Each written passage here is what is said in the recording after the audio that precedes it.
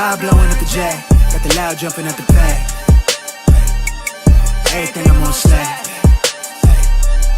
Everything I do is got the band jumping at the bag. Vibe blowing at my jack, got the loud jumping at the pack.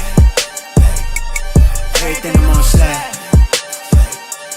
Everything I do is got the band jumping at the bag. Another milestone, look at that. Paper boy, got my paper route till I'm 6 down on my back. I'm an old soul like my dad. My old girl's still a fan. And yo girl at the live show, so don't act like I ain't the man. I'm kicking my feet up, get frank like Aretha. I'm calm, but I'm teed up, just flip me a stack. The re-up just doubled up off of the muscle, I stuck to the task. They see me, I'm troubled, I'm bubbling up till it's stuck. And they want me to stay where I'm at. I'm good everywhere that I'm stepping, my presence is crucial. You know that this shit not no trend. On a big wave, I'm controlling the tide. Snake eyes when you rolling the dice. So with the stakes inside, I could never take another nigga advice. They can't reach the sky, I'm aiming up high. I just wanna know what it's like. Y'all know what it's like, I come from outside of this. Out the quicksand, I'm the big man, doing big things. Cop a big change, up a state lines, doing stage dives on cam. It ain't no limit to my vision. Check the temp, I'm on fire with it. Got the bands jumping out the bag, Prosecco on ice. I'm nobody nice, gonna run up a check. Demand my respect, I'm doing the most. I never quit, they want me to quit. I'm good as it come, I'm good as it gets. Vibe blowing at the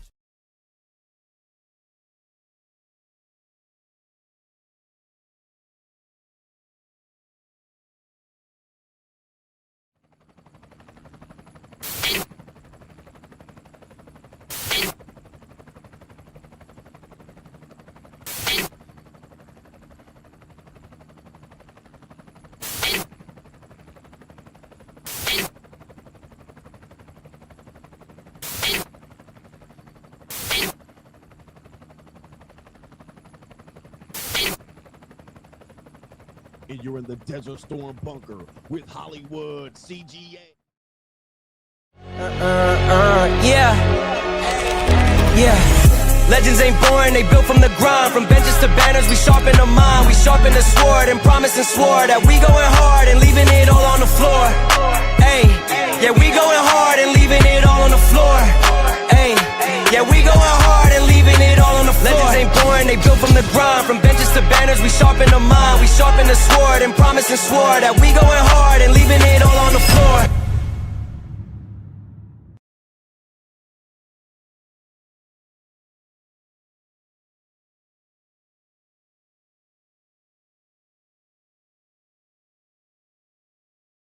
What's going on, everybody? It is Coach Greg Adams back in here with another YouTube live stream. Shout out to the Coach Gang. And that's you for being in here, being involved, and being active on this YouTube channel. And that's all I'm going to do. We're going to do the rest of the intro on another time. But we got a great show for you lined up today. Today, it is the Thriller Nika from Manila in the building. Welcome to the show. I appreciate y'all for being here. Let's get a banner up just so you can see where our brother is. All right. Let me see here. Let me see here. To the YouTube live stream. I thought I put this in here, but I didn't. Okay, here we go right there. We'll put it up there for you guys to know where I'm at. It's not where you're from, it's where you're at. Good morning to you over there on the West Coast and the East Coast. It is midnight here, 12:30 a.m. on Thursday, while you guys are living in the past over there on Wednesday morning. But it's okay. We got a great show for you lined up today. Today, a message to my ex-wife. All right. After she cheated on me, we got a great show for you lined up today related to that topic. And we're going to expose or experiment with having a message to your ex-wife. All right. Taking a page from your experience. If you've ever gone through a breakup, a marriage, or a divorce, yes, you guys got to look at it and say, yes, let's go ahead and give a message to my ex-wife. All right. So anyway, we got a great show for you lined up today. Also on today's show, we have Inside of the Mind of Women featuring Keke Palmer and Demi Lovato, I believe is the other person, talking about age gap relationships in which they participated and chose to participate in age gap relationships, but then admitted that they were the victims and exploited. We're going to talk about that coming up in today's show. We have Straggle and Sniggle Theater, and we have an interesting question for you, all right, posed by a young lady on why men are not rich if they don't have to spend money on makeup and hair products and Temu and Sheen. Why are not men rich if they're not expending money monthly on that? Remember, all men pay. I always talk about the cost of being a woman. They spend 83% of all consumer dollars. Yes.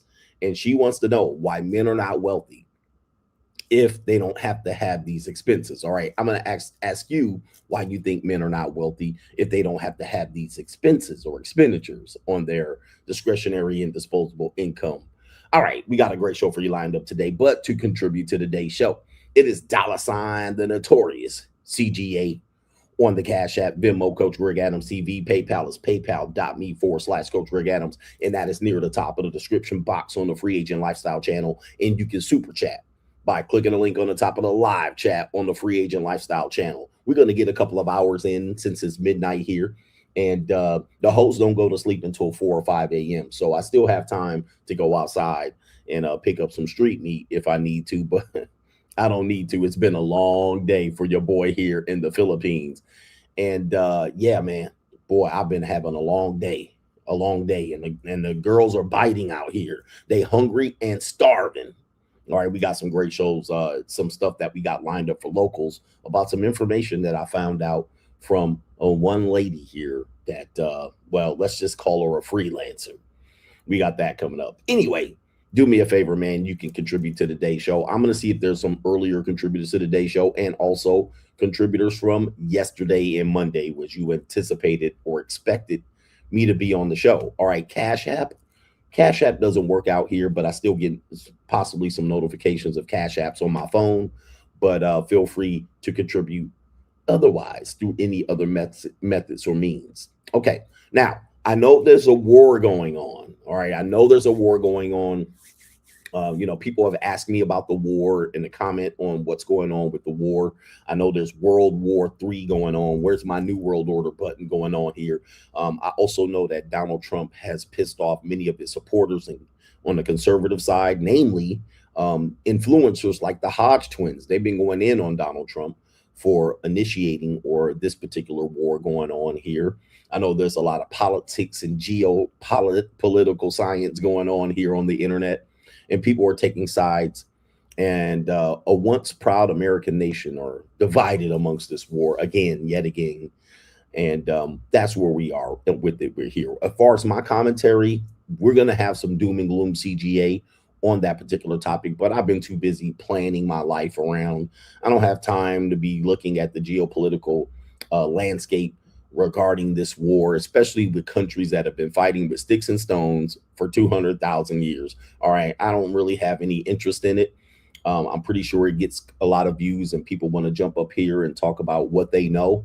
But the reality is, I already told you World War III was on the horizon for the last few years. All right, now you could call that a prediction if you want, but in 2019, I told you it was coming.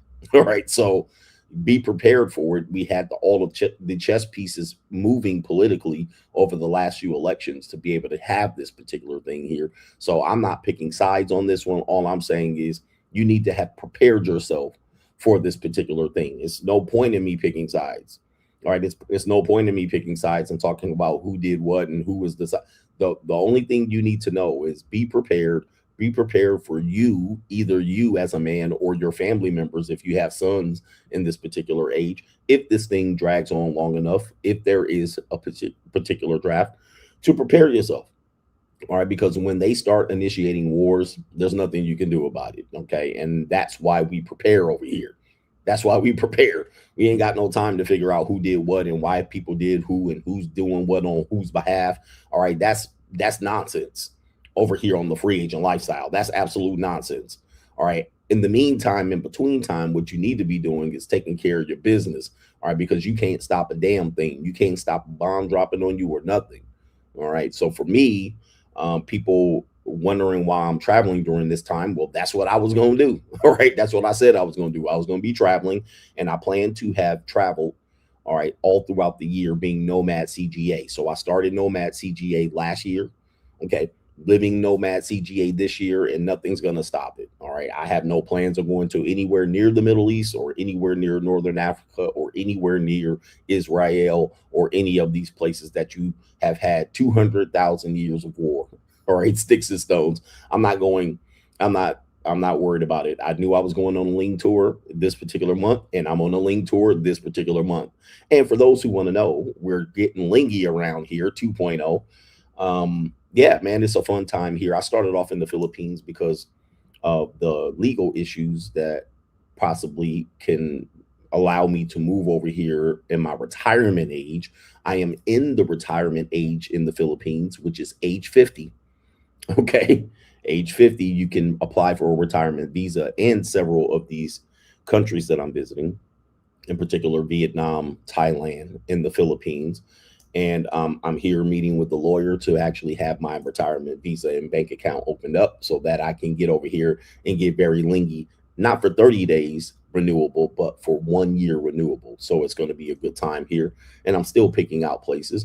Last time I went to several countries. This time I'm going to several different countries. So I started in the Philippines, but I'm going to end up in Hong Kong, Cambodia, Vietnam, and Malaysia, Singapore, and then possibly back to Thailand and or the islands here in the Philippines, Cebu City and the islands. So we'll see with the stream, with the stuff here. I'm meeting up with some people that I've already met up with and had some good times with, and I'm getting some new blood here while I'm here. So that's what's going on with me. That's why I'm not really getting into the war and the politics here. You guys know, man, don't box yourself in with the politics, and you're worrying about something you can't control. And here's the deal. Here's the deal. This is kind of like the doom and gloom segment. Okay. You know, when I talked about the 5 correction events back in 2019, for the people who've been following me, okay, for the people who, oh, by the way, let me just say this. Geographically, I'm out. All right. So geographically, I'm nowhere near the Middle East. I know there's some people from the Middle East coming to the Philippines. All the hotels are booked here over the last week. All right. They're booked solid. It's the beginning of summer here. They're booked solid. People are fleeing the Middle East to try to get to places, and Philippines is one, and Asia's, a lot of the Asian countries are another. So the hotels are all booked. Almost hard to get a hotel right now because it's the beginning of summer season, and you have the issues with the war. There's people are hunkering down, and people can't get back to the Middle East. They can't get back. So if they were here, they can't get back. So we have a lot of people here from those areas. But as I talked about the 5 correction events, okay, which is an economic collapse of epic proportion, a religious awakening. All right. These are things that I talked about in 2019, a virus, a plague. You're also talking about possibilities of having a world war. All right. So these are some issues that I've been addressing since 2019. And once they happen, there's nothing you can do about it. Okay. We're going to go the way we go. So shout out to all my content creators that are putting out content related to this. Is hot topic, hot content. But, you know, I said in 2019, when these things happen, there's nothing you can do about it. We're going that way. Okay. You do need to prepare yourself for it. And what we talk about here is preparing yourself, not only preparing yourself for women and dating and marriage and relationships. You got to have a plan. We also tell you about these political alignments and allegiances that people have, all right, that are going that way. All right. And there's nothing you can do about it. When it goes that way, you better be prepared for it. Okay. You better be prepared for it. And once the powers that be decide what's going on, it's going to happen. Okay.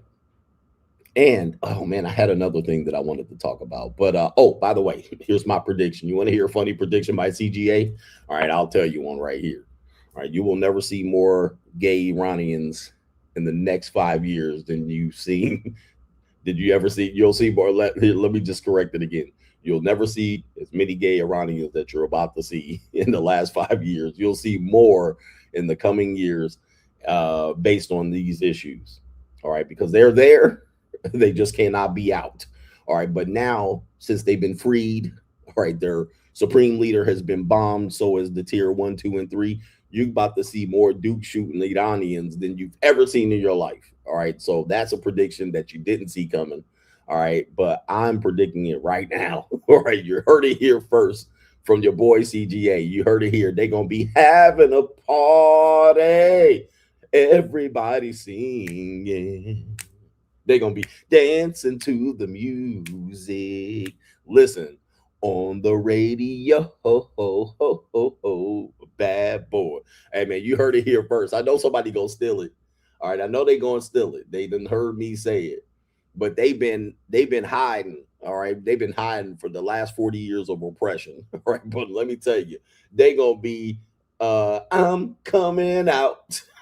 I want the world to know. Got to let it show. Them saying niggas gonna be out and proud. All right. And you heard it here first. Hey man, how do you know, CGA? I know. All right, I'm the notorious one. Them boys gonna be out. All right, full 5 o'clock shadows by middle of the afternoon and everything. Ugh, disgusting. Oh, the humanity. All right, but anyway. They gonna be out. Watch out, bro. They can't wait to come outside. That was why they was dancing in the street when that nigga got bombed. All right. They was like, yeah, they gonna be out. Yeah. Oh man, look, I got more, man. But anyway, I'm taking a different spin on this particular war. Everybody's all serious. Oh, I'm serious geopolitically in Israel and this and that, and who's doing this in the New World Order. Hey, by the way, just quick here. What did I tell you about the New World Order? I'm going to tell you about the New World Order for a long time. All right. And here's my quick opinion on this. Here's my quick opinion about this. He said more zest than the lemon pill about to be out in Iran. All right. And by the way, it's Iran. It's not Iran. All right. But anyway, there's me getting political. The New World Order, there's two powers. All right. There's two energies and two forces. I know you think there's two wings and one bird, but there are two opposing forces. It's kind of like, Avengers and Thanos. There's always, when you have powerful people, there's always going to be division within the power. And there's been two very, very big forces that's been dividing each other. You've had one side who kind of is represented by that Donald Trump side. He represents one side of the New World Order. You had Joe Biden. They represent another side of the New World Order. Although they converge together, there's still going to be battles for power. All right. You have to understand that. And if people just want to simplify it and say, well, they're all the same. Well, no, they're not all the same. I mean, are all the superheroes the same? Right? They are looking for power and they're all looking for resources. So what'll happen is one will represent a side that pushes one agenda. The other will represent a side that pushes another agenda. And at the end, it's power.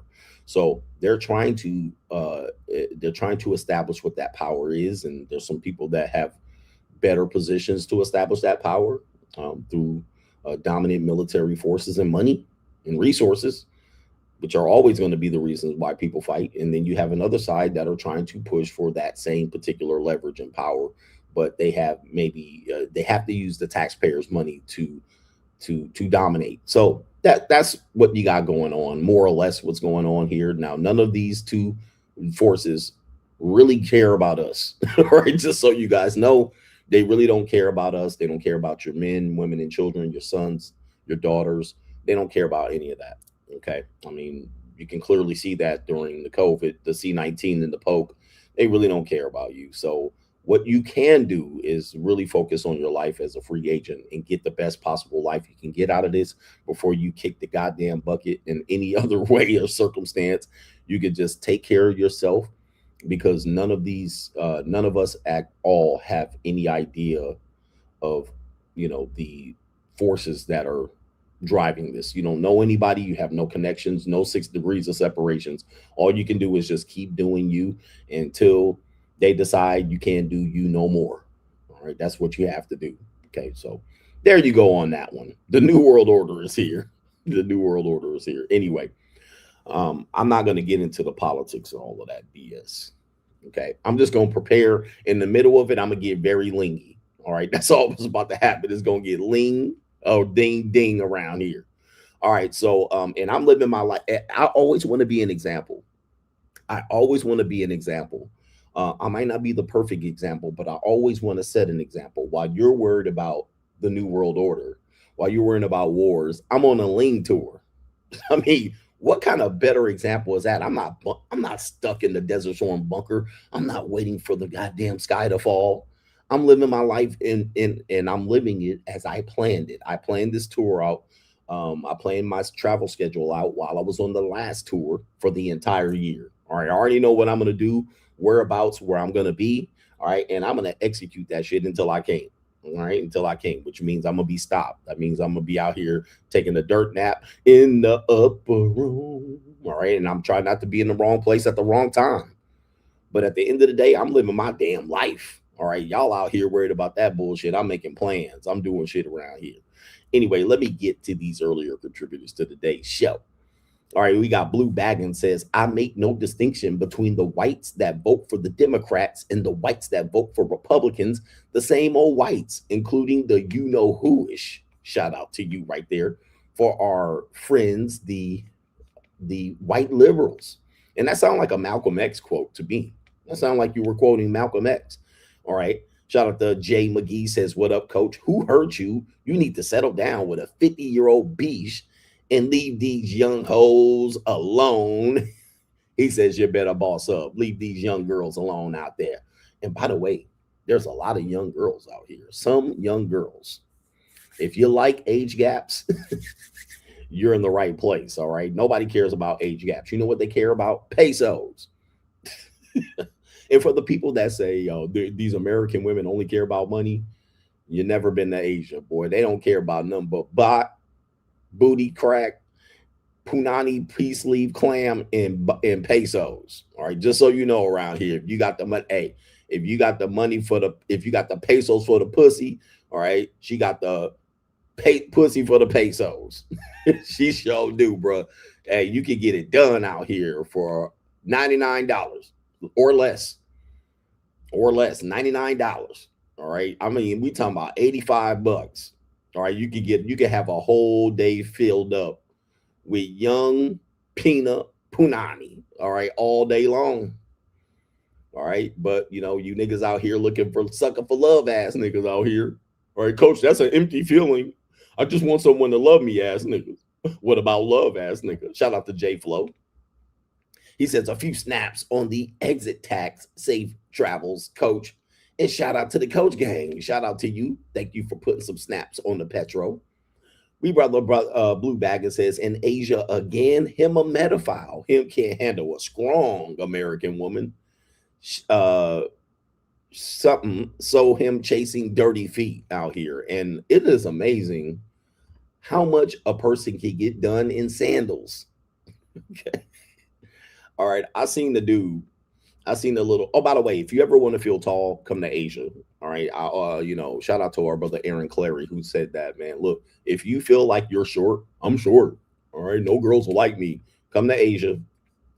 All right, in places in South America and Central America, you're tall.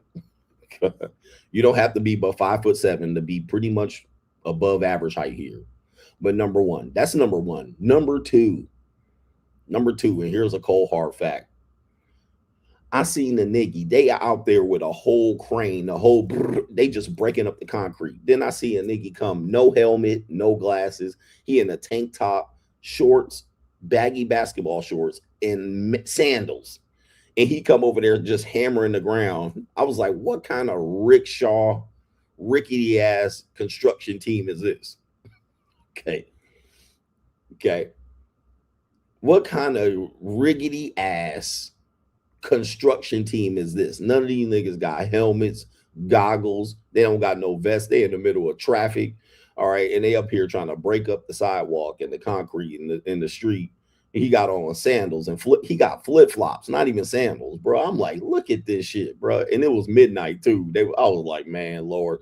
Hey, one thing I can't get used to is the level, right? The level of, yeah, well, you know what I'm saying. I can't get rich. I gotta stay in the United States. All right, home base is the United States. I can't get used to that low level of quality, the low level of quality in this mug.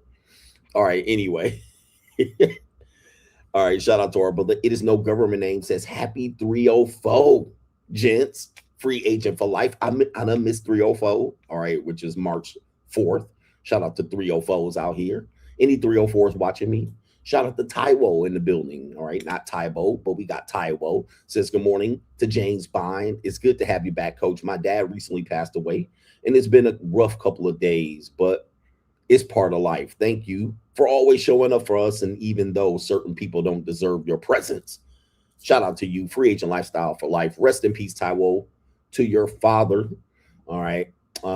It's difficult losing loved ones that are so close to you. So rest in peace to you, and you'll have a good recovery going forward. Shout out to our brother here. It is, let me see who are here. All right, shout out to our brother. It is Black Suburban Dad Review. Says last week in the Philippines, me and my homeboy were spoiling two young baddies. We seen broke niggas negotiating with lady boys, spitting game to streetwalkers, and dating fat peanuts. We laughed all the way back to our 4-star room. They not like us. They not like us. Yes, man, you can get caught up here if you want to with street meat. All right, sidewalk walkers. All right, bitches be out here in 90-degree humidity. All right, you got to throw them in the bathtub as soon as they get here. Chunky Filipinas. There's a bunch of chunky Filipinas here. And lady boys, you got to be careful on these streets.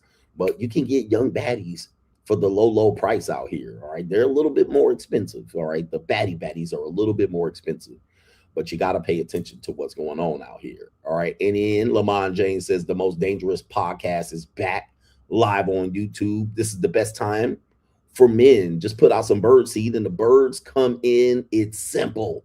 Ninja, what'd you say? Jingle, jingle. Shout out to you. And he also said the Red Pill Rangers love to watch content that hate women, but on the other end, love content creators that showcase them spending money on women in other countries. Hashtag priced out.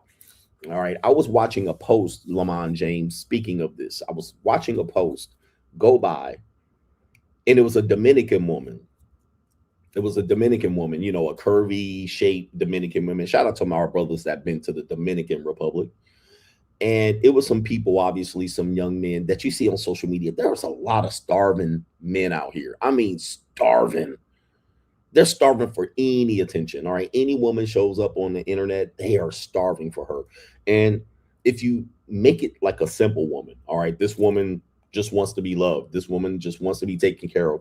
These guys will be like, I'm going there. I'm going to the Dominican Republic because that's the perfect type of woman. She has the perfect skin, the perfect shape, and all she cares about, the whole premise of the video was like, she loves life.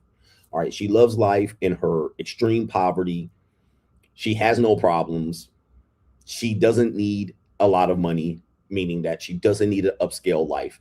She just will love to live just like she's living, but have a person like me, aka struggle dating. I'm trying to explain what was going on in the comment section. A lot of men in the comment section was like, yep, see, in the Dominican, they're just happy. They don't have any problems. They love living in this impoverished state. And they're just available to us. All we got to do is go down there. She was the perfect woman. And I was like, wait a minute. I've been in the Dominican Republic. Them bitches don't be happy. All right. They don't be happy like that. That was a moment. All right. Them people be out there starving and struggling. All right. And, selling booty cheeks is a way of life. And if they don't sell booty cheeks, they'd be lucky to come back with $100 a week from work, $100 a week. And some women will deal with that. That's their life.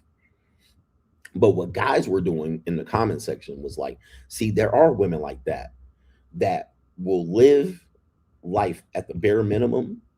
She will live life at the bare minimum and be happy.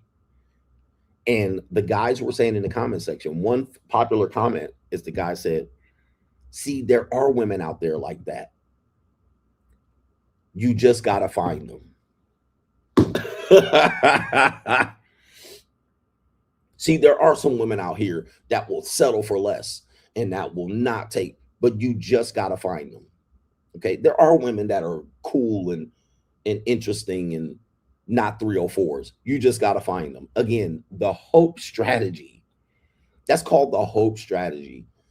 When a person says there is a person that can do X, Y, and Z, you just got to find them. What that means? Bro, that is loser talk. Okay, we already know all the people are laid out right here in front of us. All right, nobody's hiding. There's no good person hiding inside that you got to go on a side quest to find them. Okay, there's no woman out here that just is in front of millions of men in Tupelo, Mississippi, in Dallas, Texas, in El Paso.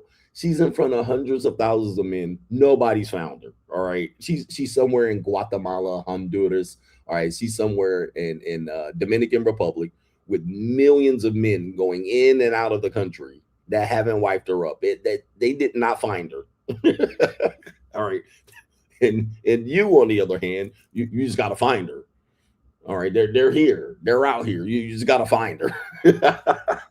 This shit is so crazy. I mean, I feel bad for a lot of guys because I think they don't understand that men are in love, women are in business. Shout out to Preston. You said she'll only be a minimalist single, not with you. Oh my goodness, that's the truth. Look, that is the truth. Look, once they find a volunteer, they'll be like, okay, good. Okay, yeah, I was nice. It was nice being by myself living like this, but I ain't living like this with you. All right, so sad part about it. Oh, my brother. Somebody said this right here, and this is true. Black men comfortable with going poor is the problem. Get comfortable and boss up.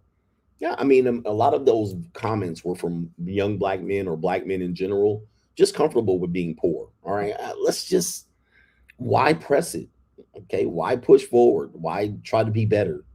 Let's just get a woman who's comfortable with being poor, who's comfortable with being poor, and let's just deal with that. Man, we both don't want anything out of life. All right, cool.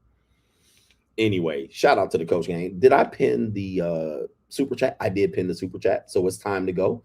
We got a great show for you lined up here. Like I said, it's 1 a.m. in Manila, the Philippines. And so we're going to go ahead and get the show started with Straggle and Sniggle Theater. We'll run the intro too while I'm on the road. Like, ride with me if you ride with me, you can slide with me if you feel like 550 on the 5 sticky, come get high with me, that's a deal, right? Straggle and Sniggle Theater. Shout out to the internet right now. All right, we got to give definitely the thumbs up for the internet. This is the Philippines, y'all. The internet is not easy to work in the Philippines, and I'm on the 30th floor where I'm at, so that's even impressive to have the internet rolling like it is. We got a few videos for Straggle and Sniggle Theater. We're going to take you to, well, this is a city near you, but you can go ahead and name it when you see the video what city this is. We're going to take you to somewhere in a drive-through restaurant in a Wendy's. Okay, it looks like a Wendy's. Maybe these are a couple of your nieces out here, but let's play the video.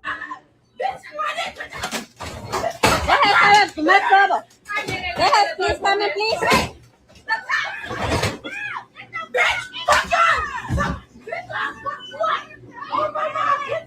They have put him to my trouble over here. They have broken the window. Oh. They have broken the window over here. They have too much trouble. Give me my cross. Give me my cross, bitch. Give me my. ¿Le tomaron las placas ahora? Okay. Give me my cross. No, yo te... Quítense. Oh, no. I will fuck them up. They have come in, please. Fast.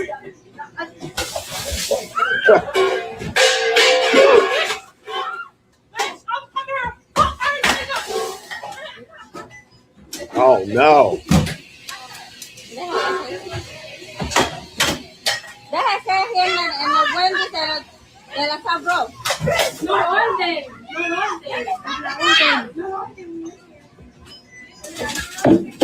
Oh, my goodness. Oh, my goodness. I mean, this is crazy. Oh, not the juice. Oh, they trying to take the juice? Oh, my goodness. Oh, my goodness. Please come in, please. All right, so there you go right there. There's your queens right there, gentlemen. There's your black queen sister. She been on my mind. All right, there's your feral animals. There's your future wives out there. doing their service here to piss off the Mexicans. All right, working at Wendy's. It looks like chili is all over the place. Somebody got the phone. I did see a bucket of water going there. I thought that would scare her off for sure. You know, all right. Knotheads do not like buckets of water, so I thought that would work. But name that city and possibly name why they could be going off like this. Like something about poor people and people that think they're not poor, but they're richer than poor people. Nothing like those people than to go in on service workers and restaurant people. All right. There's a hierarchy of poverty people. What they'll do is they'll be in poverty, but there'll be a person below in that poverty. And what they like to do is pick on people that are below that level. Typically people who work at fast food restaurants. All right. They like to establish that I have more dominance than you. I have social prestige. I have more money than you.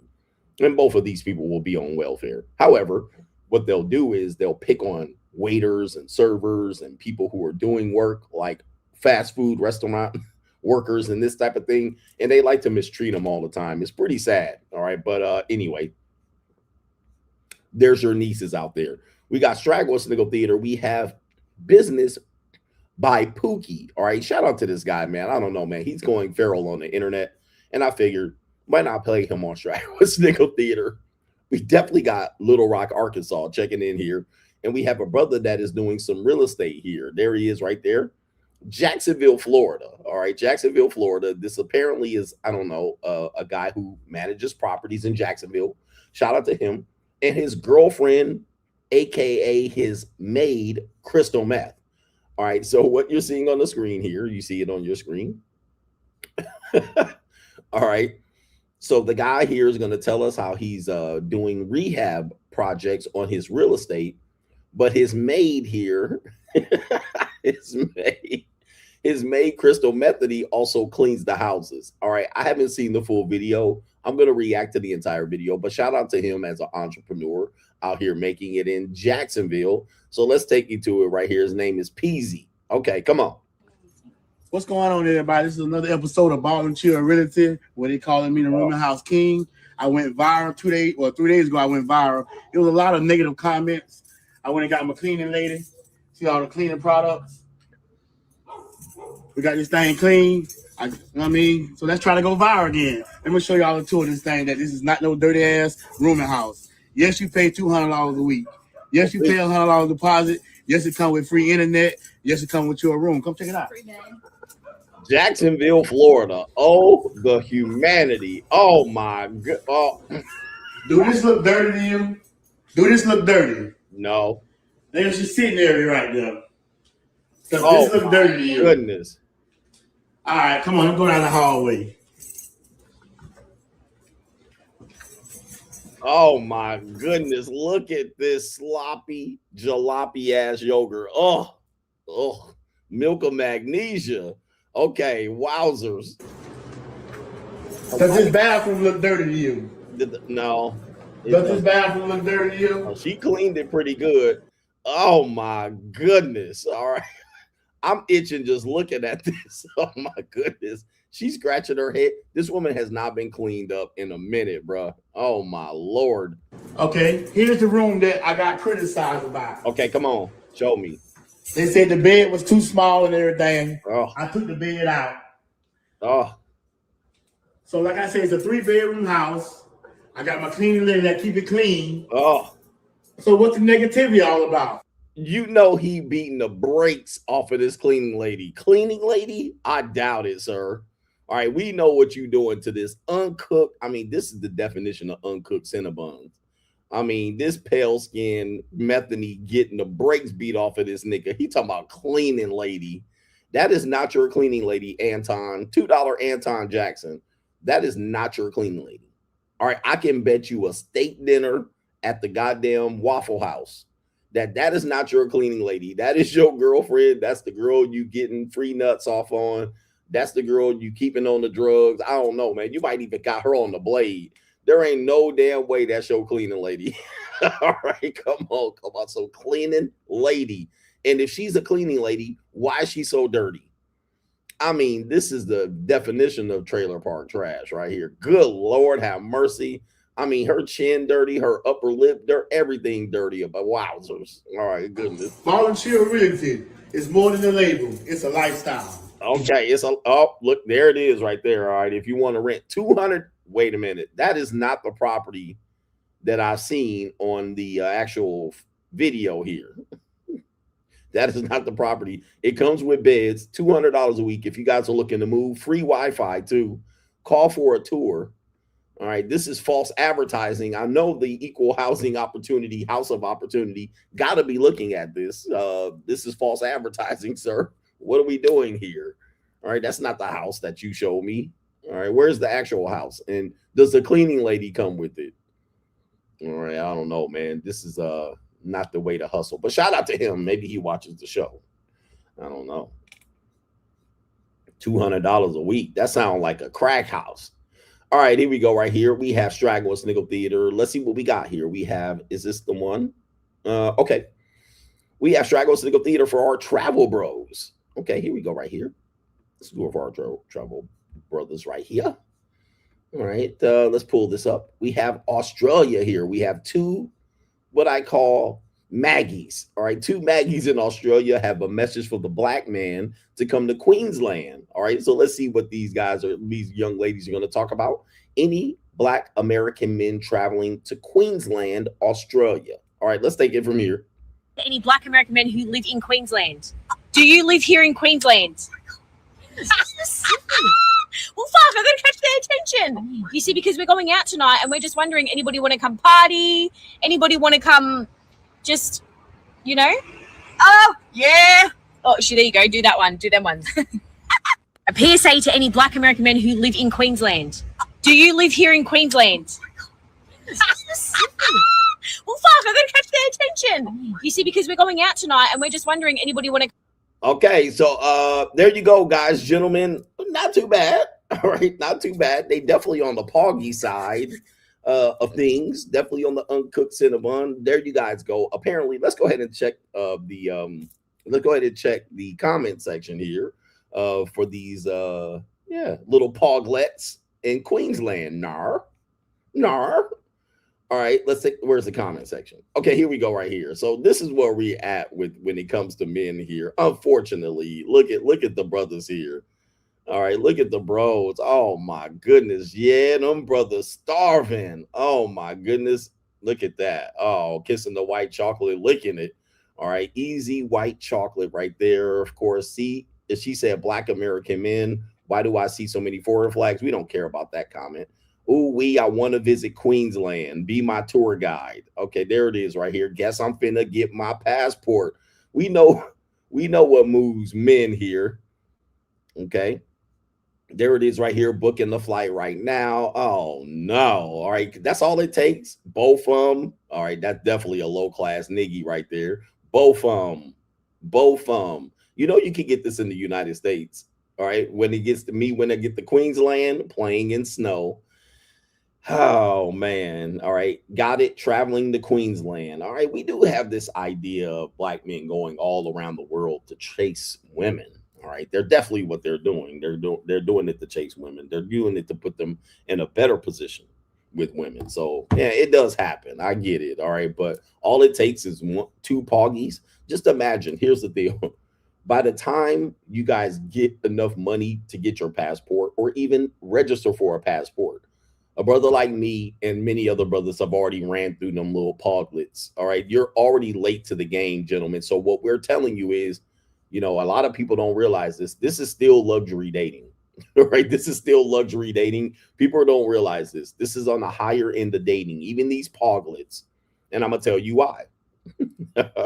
I'm going to tell you why. Because brothers like, Coach, this ain't luxury dating. All right. They invited us over. By the way, look at the interaction here. We got 52,000 likes. Okay, we got 52,000 likes. By the time these women get maybe 5 or 6, maybe 10 offers, which they probably have, they're going to start charging. Okay, they're going to start charging. This is going to be the way that they're going to have to figure out who's serious and who's not. Because their comment section's filled up of broke niggies or niggies that are like, I'm coming to Queensland and trying to put their foot in the door. By the time they get the scheduling, it's only they're gonna be like, all right, we gotta put some protocol here. That's number one. Number two, I'm going to tell you, man, I just flew to Australia in November. It's not cheap. We're talking about a $5,000 return flight, business class, $5,000. So now I want to ask you, how are you going to get to Queensland? You're going to get the Queenslands in, coach. Do you have the money now? Now, when you put in your bid, you got to be in Queensland. All right. So that's going to cost you $5,000 return flight, business class. You ain't got the money on. And then when you get here, you got to put yourself up in the hotel. Okay. We're already talking about $8 to $10,000. All right. If just staying here 1 week, $8 to $10,000 just to stay here 1 week. Now you got to go out with these two little poglets. You ain't got the money, fam. So that's kind of where I want to always get men straight here. Because it's not as simple as just showing up in Queensland, Australia. We're talking about a 16-hour flight, 17-hour flight. Plus you got to take your week off at Jiffy Lube. All right. Hope you got some time off you can take at Jiffy Lube. So now, we're in the $10,000. All right. And I'm being modest. We're in $10,000 just to show up and book a hotel. Now you have to feed yourself and feed these fat poggies for the next couple of weeks or the next week that you're here. And obviously you're not going to stay a week. When you come over here, you want to at least stay 2 weeks because you flew a whole day and lost a day. So you're not going to stay here for 5 days. You see what I mean? Like, it's one of those things where I say, this is luxury dating. Okay. It's not simply just a matter of showing up and being broke. You're going to have to show up and have some money. And then by that time you scrape up that $10K, I've already paid it and plunked it down. And I'm just one of the people in her DMs. Just one. Just one. I'm just one of the people in the DMs. There's already some other brothers over here in that side of the country. By the time you plunk down that $10K, there's already about 10 dudes that have ran through that. Yes, ran through that. It is what it is. That's Straggle and Sniggle Theater. Shout out to our brothers flying business in first class that know what time it is. Like, ride with me if you ride with me, you can slide with me if you feel like 550 on the 5 sticky, come get high with me, that's a deal, right? Has the modern dating landscape confused you? Have many of the standards that you heard you're kind of tired of hearing about and you're wondering, what does it all mean? Well, look no further. Join us talking about the monetized dating marketplace right now on Locals, and it is CoachGregAdams.locals.com. You can create a free account to join the conversation between the Coach Gang members, but also on Sunday, we do a live stream demonstrating all aspects of the monetized dating marketplace. And coming soon in 2025, you're going to have access to a sample of the monetized dating marketplace course where you can get information related to how to participate in the monetized dating marketplace and or how to understand it, so you're not out here spinning your wheels trying to figure out how you're going to best deal with the monetized dating marketplace. Listen, everything and every aspect of dating is monetized. We just want to relieve the frustration that you might have about it. So the best way to do it is make a free account right there on Locals, CoachGregAdams.locals.com. You can get access to those live streams, but create a free account. Just join the conversation. I am the only one covering this conversation from this point of view. And yes, I am ahead of my time. Get ahead of the information before you're priced out. We don't want you priced out, gentlemen. By the way, somebody brought up a good point here about points. Actually, I paid for my last Asia trip almost exclusively on points. So my last business class flight was pretty much on points plus some of my hotel stays. So it was a fantastic opportunity for me, but I had to do that with the previous travels. But if you want to learn more about that, you got to join the Money Mindset. We're going to do a conversation about traveling and points and getting the best out of your travel in the next couple of weeks. Money Mind still brewing. It's sold out at the legacy level, but you can still be a part of the Money Mindset by getting to the new level, the boss up level on the Money Mindset. Plus, get the JUCO course too. All right, luxury dating. Anyway, let me get to the contributors to today's show. Paris Francais over on the Cash App says, here's to the conqueror, Greg Adams, showing support. Shout out to you over on the Cash App, the conqueror. All right, conquering these lands and these gams out here, bro. Shout out to our brother there. Shout out to these brothers. Sky Daddy says, Coach Tribe Global. He says, save some of the links for us, the Ling legend himself. In Coach we trust. Keep doing your thing, big dog. Seek first in the land of the lings. Shout out to you, man. I got some stories that I don't even know if I should share them over here, but I got some stories, man. I got some stories on top of stories on top of stories. Quick story here. I'll give you a quick one from a JUCO, a lean JUCO that I met over here. So this is a woman that I met before, so I just met her again. All right, there's a couple that I was like, I met you before. It's easy. All I have to do is say I'm going to be back in Manila. They're like, good, I'll meet you. You don't have to go through the rigmarole. All right, you can just line them up that way. Well, this is what she said. She has a job. She works in human resources. All right, shout out to the human resources department here at the Coach Greg Adams channel. She's a human resource worker. She's in her mid-20s, mid to late 20s. And she says that she was telling me how much money she makes. Now, you're going to be flabbergasted, bro. You're going to be flabbergasted. Now, you guys hear these stories before, but it's always good to hear them firsthand. She said her weekly income is $100 a week. $100 a week, gentlemen.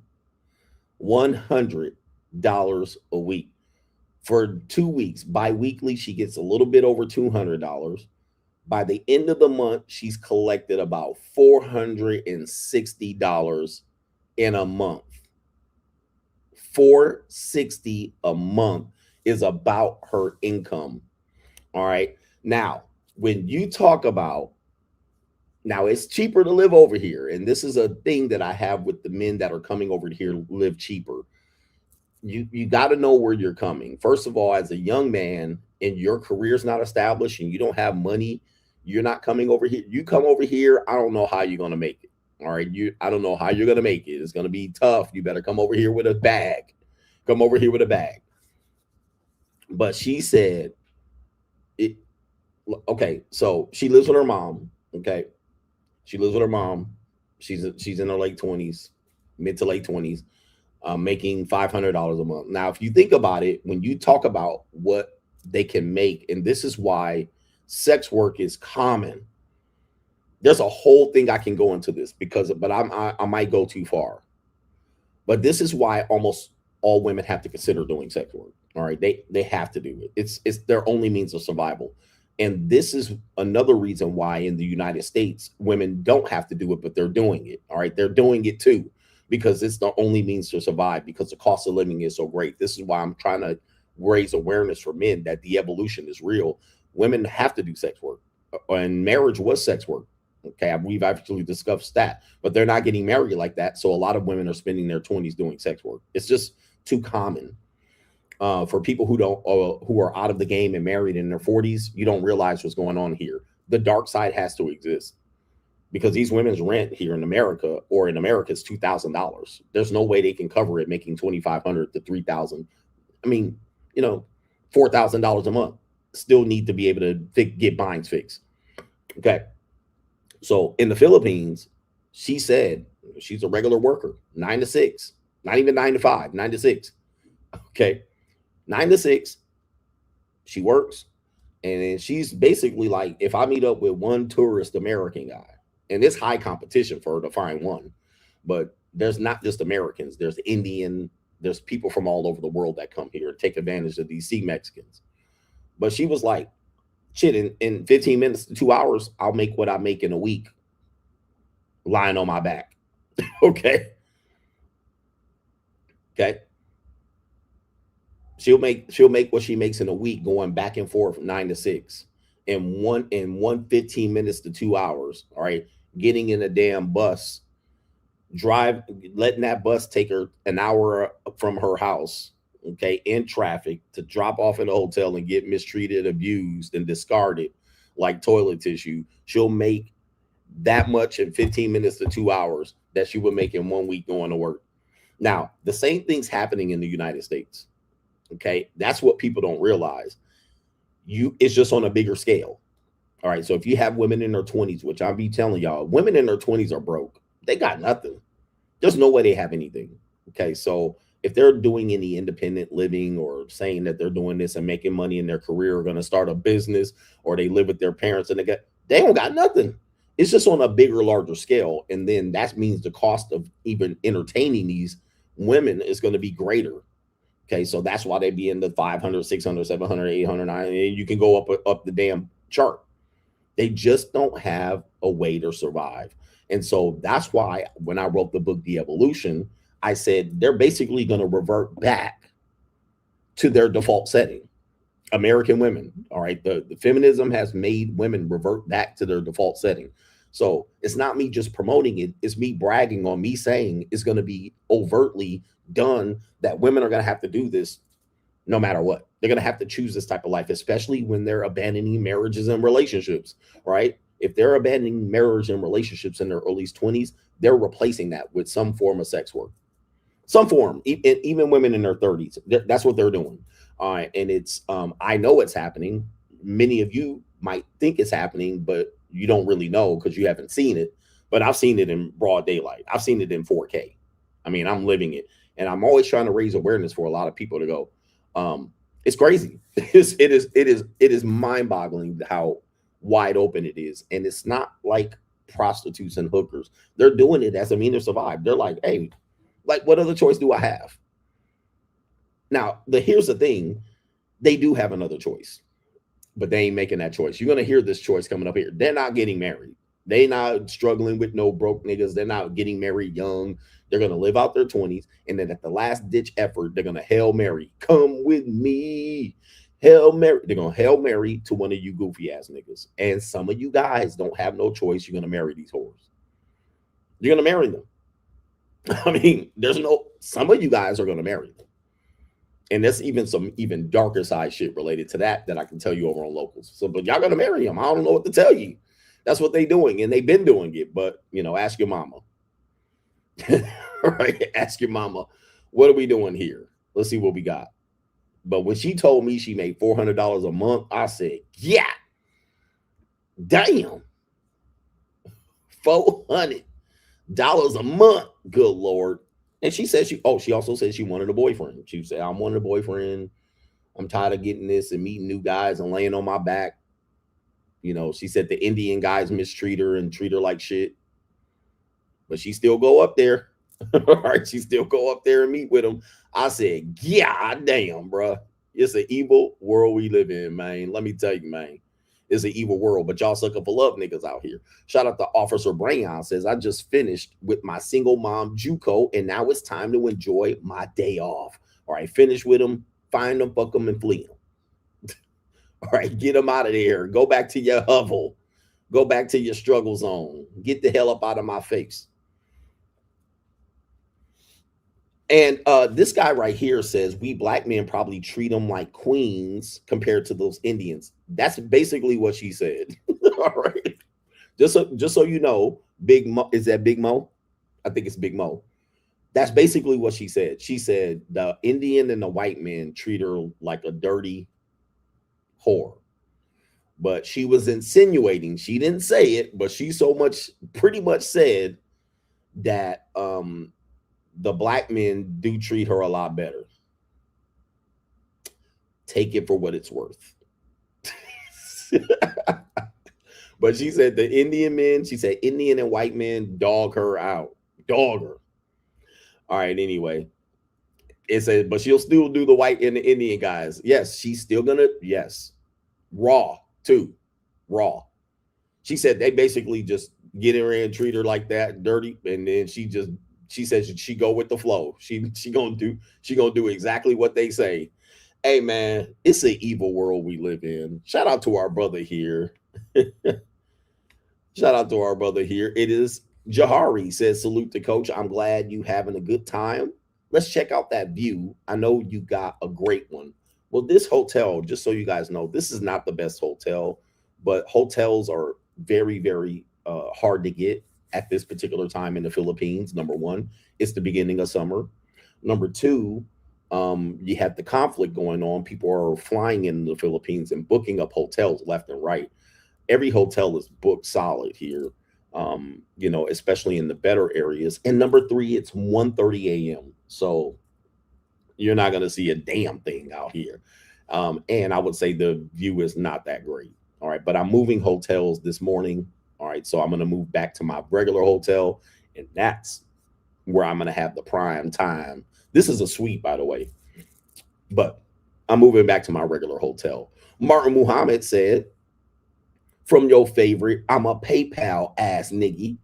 He says, or I'm on PayPal ass niggas. He said, Coach, I'm on PayPal. He says, pray for your safe arrival and praying for your safe return. Watch your back, take it slow, but take it. Shout out to you, man. Hey, yo, chill, son. For real. And we got some people over on Venmo, possibly, before we matriculate the ball downfield. We're an hour in. We're going to do about 2 hours because it'll be 2, 3, 4 in the morning by the time I finish. And I got to go get some beauty sleep. All right, PayPal. Venmo's not logging in. So if you send a Venmo, go ahead and be patient. I'll wait for it to log in. Okay. We got a Cash App. We got a Cash App. It says my Filipino in America made $600 when she was a teacher in the Philippines, and she also has a PhD in psychology. Yeah, bro. It is unreal, bro. Yeah, the income is unreal. Shout out to Eric Scott Sermon in the building. Appreciate you for your Cash App. But yeah, man, it's just levels to this shit. It's just levels to this shit. Like, they make pretty much nothing and they have to live off nothing. Some woman showed me what she was eating for dinner, and it was just rice and I don't know what it was. All right, I couldn't even identify it. She was like, oh, I'm just eating. And she sent me what she was eating. I was like, that looked like slop. All right. Ugh. All right. But that's their reality now. That's why it's affordable for people who live in the United States to live over here and to retire over here. But you better keep a bag. All right. You better have a lot of money. Do not come over here and struggle in your 20s and 30s to come over here and get Filipina booty. All right. Because what are you going to do to live? What are you going to do? Like, you're not going to make money over here. You better have a rock solid business plan when you get over here, because you're not going to be able to just make money over here. You're not going to be able to get a job. Oh, by the way, this woman told me she works in human resources, said she's gonna move to Taiwan and work in a factory because they were going to pay her $800 a month. Like, I was like, when I tell you traveling will open up your eyes, it's going to open up your eyes. Number one, if you don't think that America is the land of opportunity, okay, we got the internet bugging. Okay. If you don't think if you don't take advantage of what America offers, I don't know what to tell you, bro. You won the genetic lottery by being born in the United States. Okay. And if you over there complaining about the shit that you got or don't got in the United States, it's your own damn fault. All right, but I'm right about this. I did a stream about that. It's your own fault, bro. You can make as much fucking money as you want in America, where these other people are making peanuts, beans. You got to be just like, okay, we born in the United States. I can make as much money as I possibly can. All right, like I can go from nothing to something. I can go from nothing to 100K. I can go from nothing to 50K. I could go from 50K to 500K. Like, you literally could do that in the United States. Do you realize everywhere that I travel, they can't do that? They can't do that. They can't do it. It's not even a possibility. It's not even a possibility. It's crazy. But dudes in America and men in America, because most of my audience is men, if you guys don't realize what you have right in front of you, you bitching and complaining ass niggas, I don't know what to tell you. There's nothing holding you back. In comparison to what's holding them back, there's nothing holding you back. Nothing. Not even the white man. All right? Nothing's holding you back to get what you want, bro. It is unbelievable. When I leave these countries and I come back home, have visited 30 countries. 30 countries, okay, by this point. When I come back to America, I'm like, boy, there ain't no place better than the United States of America. Good Lord. All right, I can retire and spend half time here and there, but I can't with the levels of poverty that you're choosing to be in, and it's crazy. Preston says, for a You paid $1 for a relationship. Meanwhile, she getting shitted on. Okay, hold on for a second. Maybe there's an extra one in there. Okay, hold on. He says right here, that same woman will tell you that she doesn't do something in a relationship. Okay, so you're saying that that woman getting mistreated by the Indian and white guys, but if you get into a relationship with her, she won't do it, right? She won't do it, but she getting pissed and shitted on, all right, by the Indian guys. Yeah, that's right. That happens, and that even happens in the American JUCO too. There's women doing some nasty shit to dudes out here for a little bit of money or status or dinners or dates, and they get into a relationship with you, and you ain't doing none of that. None. Shout out to our brother here. It is Eli. Says, shout out to you. Cook this. I think you meant coach. Shout out to you, coach. This is for your JUCO fund. Shout out to you right there. Appreciate you, the JUCO fund, because a bind is a terrible thing to waste. That's the sad part about it, man. I'll tell you, man, because I'm telling you. Anyway, I'm telling you, man, the game is fucked up. Shout out to Rich Miles. Says, they always tell you your race is the best and the other race dogs her out. Whores lie. It's their business. He says, hit it, quit it, keep it moving, enjoy them like you would a good steak. And then next, all right, shout out to you, the other race. He said, they always tell you, and whores do lie. Although they're honest, they be out here lying. They be out here lying. But don't get into your feelings with them. That's one thing I want to tell you. Do not get into your feelings. They'll tell you their daddy just died. My father just died. I was sick and had the flu. I have they're gonna tell you that they have their grandmother is sick. They're gonna tell you all that bullshit. What you gotta do is you got to literally say, yeah, that's nice. Hop in the bed on all fours. Same thing in the United States. So we're getting it because these women are in a bigger bind. But in the United States, they tell you the same thing. These men don't treat me well. They don't do this. They don't do that. They not considering this, and they don't treat me. And then guess what? You like, well, I better treat you right. You're a wonderful queen. You're a princess warrior. It happens the same thing in America. These bitches be lying on they pussy, talking about what men ain't doing for them, and they just need a man that does this. I had a JUCO recently. She was just trying to be like, I want to be with you and you great. Apply. She doing all this shit. Meanwhile, she got a whole arrangement. A nigga she fly in the town for 1 month. I mean, every month. All right. I had to get that information out of her. And then I was like, are you serious? I was like, you over here talking about, oh, you're going to be good to me. Just do this and do that. And I do this and I'll do that. I'll do that for you. And as soon as I say, okay, yeah, but tell me about your other arrangements. I had to get the information out of her. I'll tell you how I do it. I did it with the Bruce Wayne method. All right. Because they don't come off the information. Women don't come off with the information to really expose themselves. And that's just the tip of the iceberg. That's just the tip of the iceberg. She got other shit going on. All right. But that was just, I got her to admit that she already has an arrangement. I was like, what?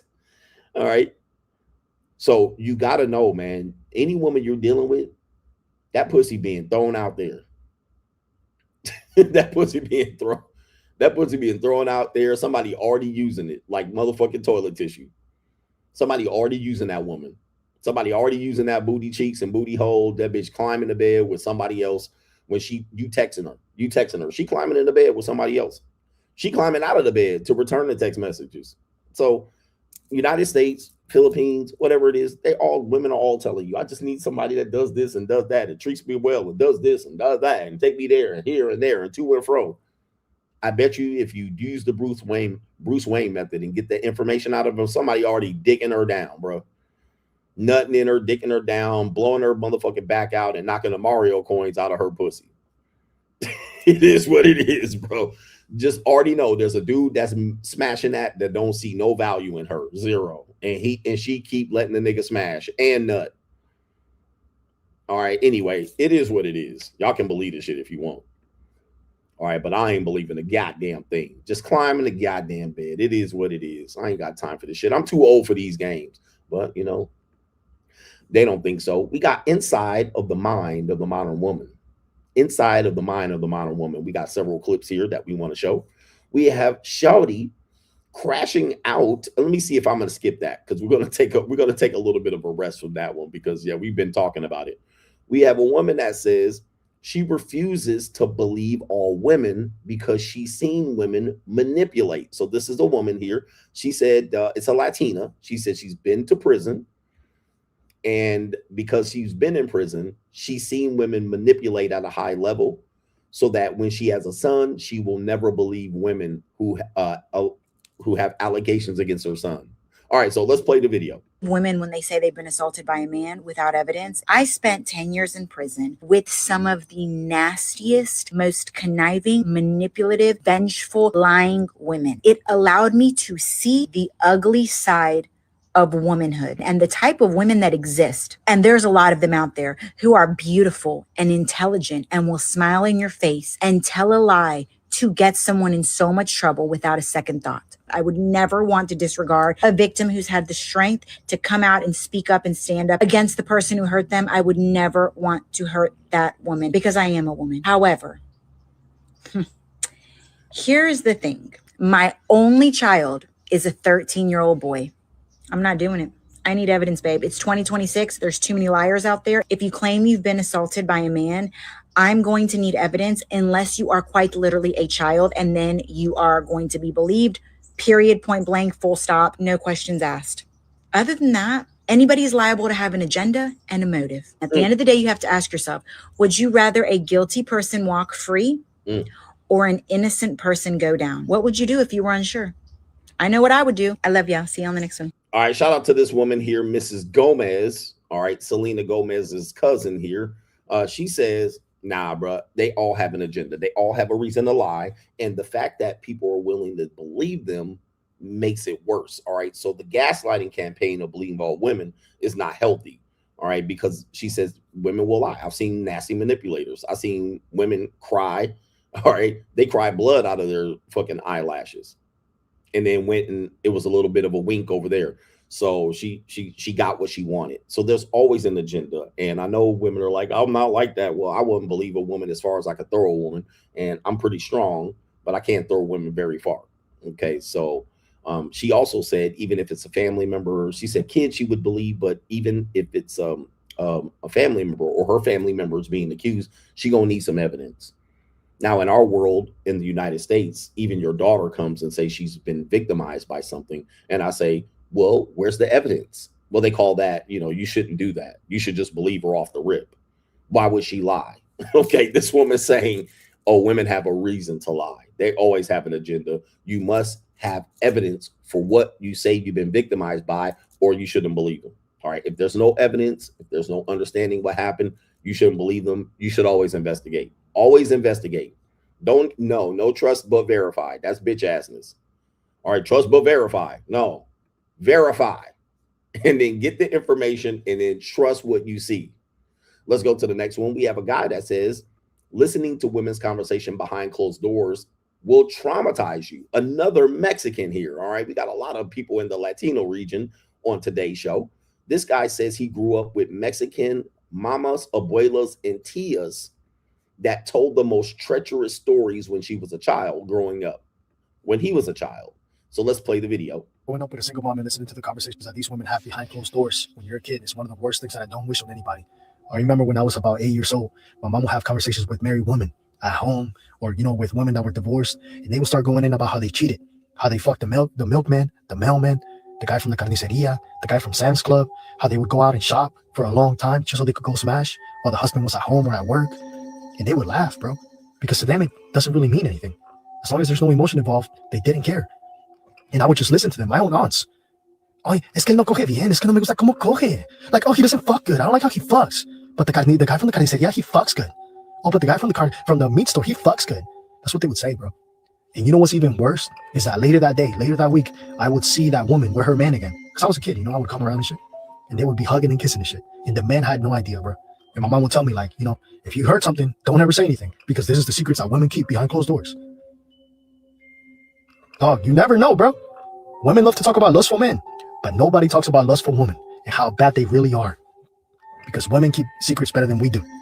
So if your girl be going out to the carniceria, she got a milkman, she got a mailman, she go out to Sam's Club by herself, she might be getting smashed. Y'all be careful. Oh my goodness. Oh, the humanity. Okay, wowzers.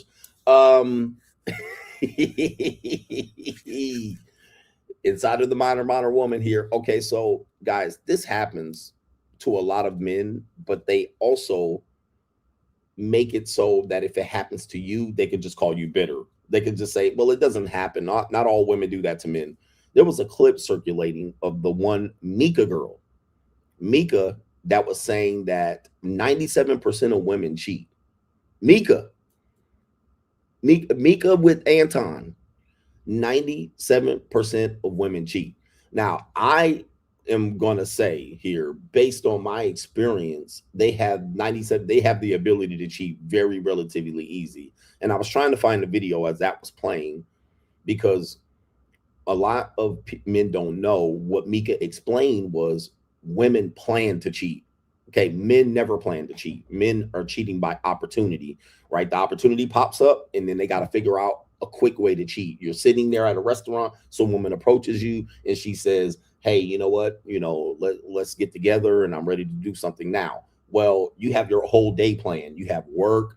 You possibly might have a wife, a family, and now you got to do it now, because you know if the woman gets cold, it's a missed opportunity. So you got to do it now. Whereas women will set it up.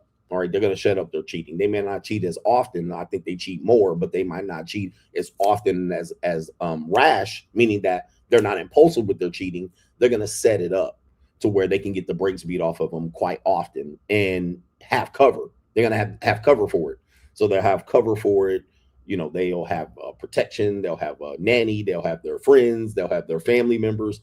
So they'll have it that way. And that's what Mika was explaining to Anton, is that when they decide to do it, they're going to have it planned out thoroughly so they can get away with it. Like he said, this guy said in this particular video, he was saying they're going to plan a trip to Sam's Club and then get the brakes beat off of them and then come back. Whereas you, on the other hand, you're in Sam's Club and the bitch hits you on the shoulder and say, let's go right now. All right. And if you don't get it now, it's going to be gone. Well, you're going to be like, all right, but you're not going to plan for it. And that's why men get caught a lot more. All right, so you guys got to watch that. Many men have been harmed and lost their ability to trust women, not based on them getting hurt, but based on seeing it. All right, you got sisters or older sisters or tias or abuelas or mamas or single moms, and you see what they do. You're like, man, I can't even deny it. I can't even deny it. So sad reality. Even girls that are at the JUCO, almost all of them got another arrangement, another boyfriend, another guy that they're dating. Okay. Right. Another guy putting pressure on her, another guy text messaging her. Okay. Or a girl. All right. They got another guy that thinks that he's working his way to the relationship. And then what'll happen is, eventually, if she's looking to go with that direction, she'll go that direction with you. She may not even cut off that previous life, but she may cut that off. But while you're getting to know her, this is female dating strategy. They're dating multiple guys. They're having sex with multiple men. All right, there's very rarely a woman not doing anything with anybody else other than the man she's dating, which I do have another question here on this inside of the mind of women. As I bring this up, I got a question for you. An interesting video popped up in my Instagram algorithm, clickbait or rage bait. One of the questions was, inside of the mind of modern woman, why aren't men rich if they're not spending money on hair care, products, and makeup and the like, right? We're talking about men typically in their 20s or early 30s. We're not talking about people who have advanced and worked on their careers and salaries and this type of thing. We know the incomes typically for those ages for single women tend to be better or on par with single men. Okay, so in the age group, I used to show this chart back in 2019 and 2020 where they would talk about the age gap, but the age gap income didn't hit until the woman got married and have kids. And then when she re-entered the marketplace, they seem to be a little bit of a discrepancy between pay. But women 18 to 30 tend to have competitive incomes, if not more, than men in their 18 to 30. It's pretty much on par. And sometimes it's even better. Sometimes it's even better. So that's number one. But number two, the women were asking, well, men don't spend their money on things like they spend money, because all of the money, 83% of all things that are purchased in America are influenced by women, either directly or indirectly. Even the things men buy are influenced by women. So these women tend to see that they spend a lot more on matcha and juices and gym memberships and skinny tea and Timu and Shimu and Sheen and Ulta and clothes and dresses and heels and hairs and wigs and makeup, hairstyles. They tend to spend way more, and men just shit, shave, and bathe. All right. Men just shit, shave, and bathe, right? So we just wake up, throw some water on, barely, Irish shower, maybe spritz on some cheap ass Sauvage cologne and then go for it. So they see men as not having to spend a lot of money. So her question is, why aren't men rich if that's the case? Which is a very triggering question. Okay. It's a very triggering question. And I have the answer. Okay. I have the answer because I don't know if she would think about this like this. I don't know why people would not think about this. This is the honest answer in that one. Because the obvious answer is if he has an apartment, a house, a car, gas, things men tend to get in order to better position themselves to date in that age, he's typically going to spend what little money he has being influenced by women in dating to be able to get these things, right? So apartment, house, 18 to 32, you got to have your own place. I mean, if you don't, it's going to be difficult to date. You're going to have a decent car, especially in places like Los Angeles. So you're going to spend a lot more for that car and this type of thing. But I don't know how in the world people don't see this as the answer. And the answer is this, and this is why the dating landscape, especially at that age, I'm not speaking for myself. All right, I'm out of the dating landscape. I'm at the dark side. I'm on the JUCO. I'm in monetized dating, luxury dating, whatever you want to call it. I'm out of the game. Why don't people see it as this is the obvious answer? The obvious answer is men that are dating don't have money because they're dating. Okay. The obvious fucking answer. If a man is dating, okay, let's take it back. If a woman is dating, isn't she dating multiple men? Isn't she going on multiple dates? If she's going on multiple dates, that's an expense for her, but that's also an expense for the men who are taking this woman who is dating multiple men. Let's just keep it simple. If the date is $75 to $100, and a guy, if this woman is going, let's say she's dating 4 guys at one time, which is modest. She's talking to 4 guys. In those instances, a couple of those 2 or 3 are taking her out randomly throughout the calendar month. Let's say in the calendar month, she's going on 10 dates. We've even known women to even show you this when they do their dating rap. They went on 10 dates this month. So you went on 10 dates this month. Let's just take that and say a man went on 10 dates in a month. Modestly saying he spent $75 on those 10 dates. That's $750 math-wise. That's $750 for a man who doesn't have that much money. He may be making $2,500 to $3,000, and $750 minimal went towards dating. Okay. So that means he would have to go, well, and I'm using $75. It could be $150, $200. If he spent $200 and he went on 10 dates, that's $2,000. I mean, it's too damn easy. If a guy is dating and he's 18 to 30 and woman going on 10 dates a month, how many dates can he afford? And if he went on X amount of dates, he's going to be broke at the end of the goddamn. He's going to be broke. Now, I know you red pill guys will say, we're not talking about red pill guys and you red pill rangers. We're talking about regular average Joe. Okay, regular average Joe that wants to impress his woman and take her off the top. You got to find a woman that go to the top ramen. We're not talking about that. There are some women like that, but those women also date guys that take her out on regular dates. Okay, so he's trying to compete. For the most part, if you go, the guy's trying to have his own apartment or his own living quarters. He's trying to have a car wash it, line his hair up, have enough, dress decently. Most guys don't dress decently at all. All right. Then you have him going on 5 dates, 4, 7, 10, right? Take your pick. Take your pick. You have to say then much of his expenses that month is going to dating. All right, $700 a month, $1,000 a month.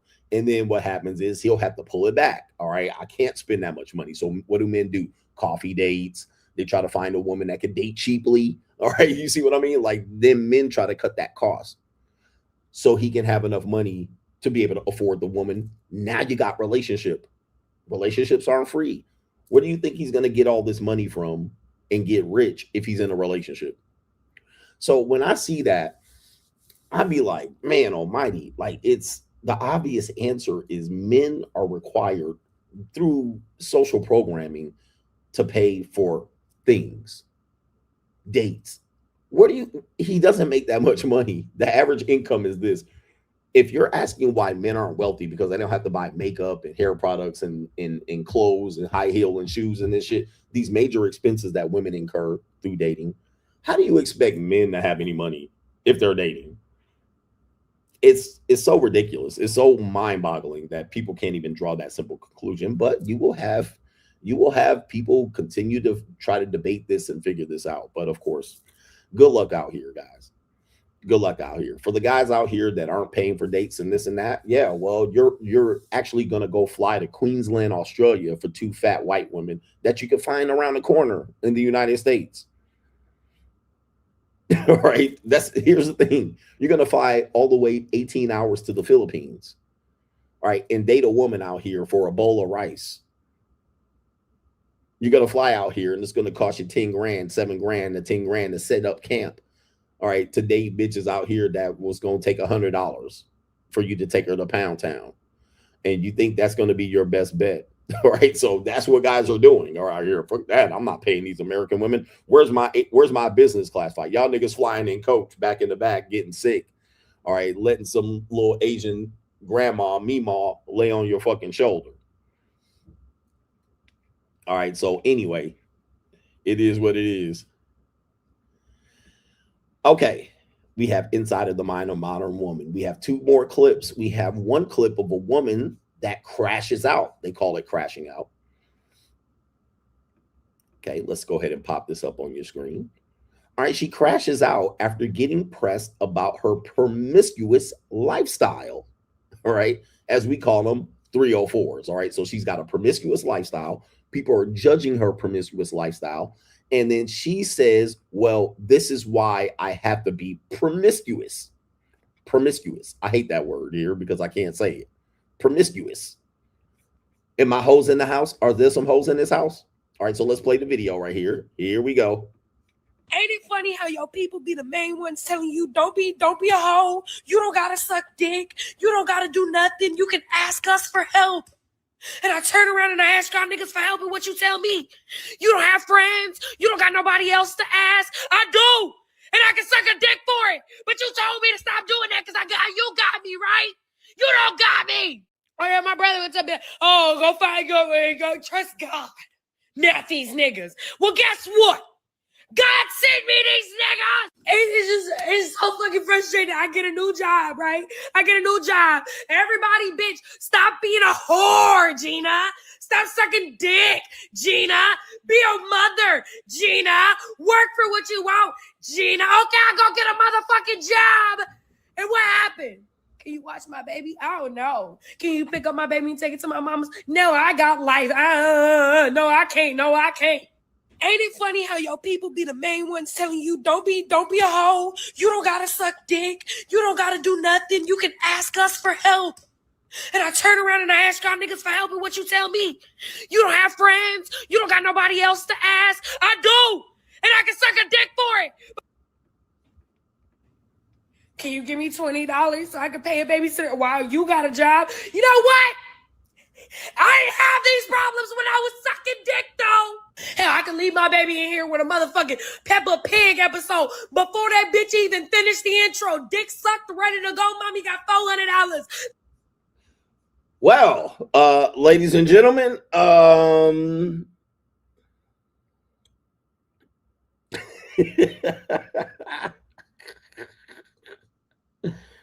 De-evolution, gentlemen. I'm telling you, especially when you have the onset of the promotion of this type of lifestyle with the sexy reds and the icy spices and the glorrillas. And this is why this music is popular, because what it does, just like gangster rap made you niggas think you was gangster, and street, these hoes basically got validation and verification that they can come out here and be hoes. Now, this is nothing new, but I'm telling you, this is their mindset. This is their mindset. It is, I mean, and this is middle to the bottom. Obviously, she's a bottom feeder and this and that. She said she'll throw on an episode of Peppa Pig with her kids sitting in there while she go duck a sick, be done, and have $400. So here's the thing. And she's just saying she ducking the sick. She doing way more. She getting her cheeks clapped with her daughter right there. But she also blamed God for sending her these niggas. I don't, look, ladies, y'all making your own choice. Women will make horrible decisions in their early life and then expect somebody else to pay for it. It is just the most tragic thing in the dating marketplace. I don't know what to tell you, but she's essentially saying that when she tries to live good, it doesn't work. All right. Who's going to watch my kid? I ain't watching them. Can you let me borrow $20? No. See, women are going to always dry beg and beg people for money. Okay. Especially when they're trying to do the right thing. They're always going to say, well, I'm trying to do the right thing. I'm just down. Let me do. And then you're going to leave them with no choice. So they're telling her not to hoe, but they're not providing her the infrastructure, or she's not picking the right mates to prevent her from hoeing. Right? She's not picking the right men to procreate with. She's not getting married. So what's happening is with these women in their 20s, they're deciding to be hoes. I can't tell. It is what it is. You think when they dance to "It's some hoes in this house," "It's some hoes in this house," you think they're just doing that, or are they living it? You think when Sexy Red tells them this, all right, booty hole, pink, asshole, brown, whatever she calling it, you think they're just talking about it, or you think this is them going, you know what, I'm going to try this out? Especially women in their younger years. We're not talking about these old skeezers. We're talking about young women. All right. That's what the music's telling them to do. Similarly, music told you niggas to wear baggy pants and big white t-shirts and put Glocks in your waistband and wear Timberland boots and shoot up the club and go to the club and you know, walk in slow motion. Y'all niggas did the shit and get 360 waves and wear dookie rags and pick up a brick and pick a corner and sell it. You see what I mean? Like, that's what music told you to do. So when you think these women are just listening to this for entertainment, no, they are definitely listening to this as instructions, instructions. And that's what she's saying. She's like, look, I try to live right, but it's easy for me to get done right here in 1 hour or less than to go to Jiffy Lube or to be a human resource worker. What's the point? Especially when nobody's going to help me watch my kid, or nobody's going to help me borrow money to get on the city bus. Let's go shopping. I did it. I stopped being a whore. Now what? I'm just so sick. I'm just so sick of this shit. Like, I don't want to quit my job because I like my job. I like my job. I really do. She lying. I like everybody I work with too. But all my family, no, they don't want me to be a slut. No, don't do that. No, but don't ask us for help. No, you definitely can't do that. She just finished ducking the sick. I can tell you that right now. She just finished ducking a good sick. And gentlemen, young men, this is what I want to tell you. This is what I want to tell you, because a lot of times, you know, women live confidently on the outside. All right. They have this bravado about them, or this wall up about them that men typically are scared of. Oh, I don't want to talk to her, or she's going to judge me, or she's going to tell me I ain't shit. And she's going to be like, you know, they kind of do that on the outside. All right. Some women act shy. Some women are nervous acting, but that's kind of how they act. And men between 18 and 30, 32, 35 never figured this out. But what I'm going to tell you is, as much as they act like that outside, when they get home, they act like this. Okay. They break down when they get in silence, because women are social creatures. We're talking about not women. We're talking about patterns of human behavior. They're here to socialize. That's why they gossip and cause drama, and they want information, and they got the tea, and they got, this is why. And this is why gay niggas do it too. But they're social creatures. They have to be around people to get their battery up. Some women are more introverted and they can be around less people. But when they're alone, their intrusive thoughts and reality hit them square in the fucking forehead. Okay. And when they're alone, they get like this. Okay. Intrusive thoughts. They start thinking about their pussy itching. They start thinking about how they going to survive and make money. They're gonna start doing things like vaping and smoking weed and taking motherfucking taking pills. All right. They're gonna be starting crying and getting emotional. They're gonna be thinking about things and texting you. They stay up late, 11:30, 12, 1, 2, text you. I've been thinking about some things while they looking at their ramshackle reality and shit, and looking at they struggle and shit, and they looking at all kind of shit. They start thinking. And they start texting your ass, and hey, this is how they are. And I know a lot of guys don't see it because you see the false bravado, you see the internet postings, you see how they act in public, you see how they act like they're not really paying attention to you niggas. They're like, I ain't paying attention to you niggas. We don't need these guys. We don't need them girls. Don't we need them? When they get home and they get in that lonely ass kitchen, as Cat Williams said, their intrusive thoughts take over and their reality cannot be unseen. They sleeping on a futon, a pull-out bed, a Murphy bed. They stay at their mama's house. Dude, this one girl told me, and she was a little baddie. She probably listened to me. She had a room in her mama's house. They ain't got no dryer, nigga, no dryer. They hang their clothes up. I was like, nigga, what? Oh my Lord. That shit crazy. And she said her room got one motherfucking plug that worked, one socket. And if it wasn't for the neighbor guy who probably wants to fuck her, he came over and fixed it when somebody was going to charge her $600 a socket. Okay. To fix 3 sockets, $1,800. She didn't have the money. She was going to have to turn tricks, but she didn't have the money. But the neighbor dude who just moved in with his wife, he came over and fixed it for free. Do the math. That neighbor guy going to be over there looking out the fucking window at that woman. All right. She's 24 years old. That neighbor nigga going to be starving. But this woman will not, you would think she got her shit together. You would think she got her shit together. Man, she told me that shit. I was like, nigga, all right, at the bottom. Meaning that, let's say, because there's a woman like that ain't at the bottom. Okay, for a man, that would be at the bottom. He would not be able to date any woman in America. He better have a motherfucker. He better be able to blow backs out and break backs if he getting some pussy. He gonna have to get pussy from 18-year-old girls. Right? There ain't no. So anyway, right. So what I'm telling you is, men think that there's something that they're missing on how to relate to women. This is how you relate to them. You know, that's how they live. That's how they live. They'll live just like that. And they'll be complaining and crying. Meanwhile, there'll also be a single mother, and the man that she got knocked up by was a broke, busted nigga, a Pookie. Right? And you're like, and then they'll say, God sent me him, and blame the Lord. They'll blame everybody but themselves. Anyway, moving along.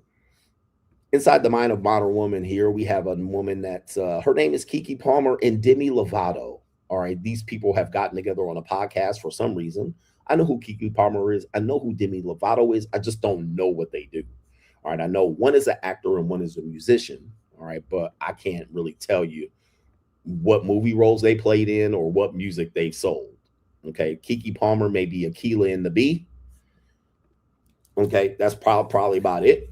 All right, and then Demi Lovato, I can't name one record by this woman. But Demi Lovato and Keke Palmer opens up about feeling exploited in past relationships with older men. Oh my goodness. So when I tell you this, listen, what do I tell you about age gaps? I've been telling you for years. This age gap thing where they keep saying and putting the age up higher and higher. 18 is legal, but it's immoral. All right, you shouldn't be doing it. They keep putting it up. Okay, 21 and older, let another nigga molder, and then they'll put it up higher. Or 25, the brainstem ain't developed. 22, they're still a child, right? This is all psyops. This is all psyops of failed feminism. It's feminism, but it's failed feminism, and what it is just older women trying to keep the winners to themselves. All right, that's all it is. Now, any men falling for this psyops and propaganda, well, I feel sorry for you. But it is quite natural for age gaps to exist. And women have always used age gaps. It's definitely for financial survival. Okay. Sometimes for marital survival. Now, people will look at the age gaps in marriage and say, well, the age gaps aren't that wide in marriages. We're not talking about marriages. We're talking about relationships, sexual relationships, and the like. So women have always dated older men sexually for financial stability. Okay. And this goes all the way back to middle school, all the way up to high school, all the way up to college. They've always explored this. Even Sex and the City explored this and exposed this. But they've always done this. Now they want to criticize it and say, no man should be looking at a woman, no matter what his age is. If he's 30 and she's 18, he need to be, nah, he ain't going for that. The reason why is because women explore it, they exploit themselves, and then when they get older, they criticize it. They criticize it. So what they'll do is say, you know what? Men shouldn't do it.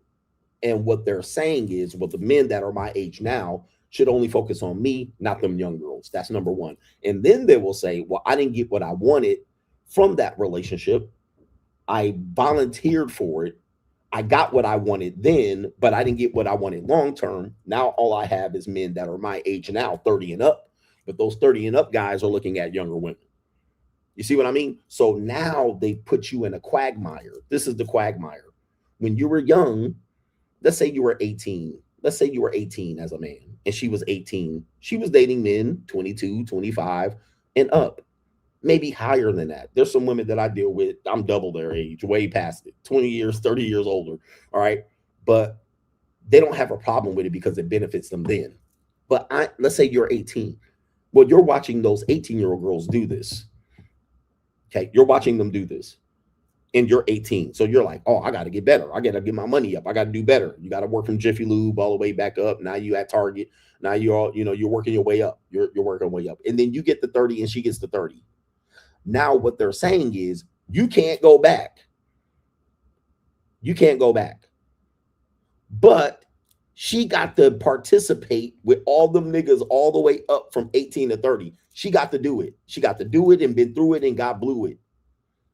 She got to benefit from it and then gets there and says, oh, now you're at 30? No, you got to still deal with us. It's like, what?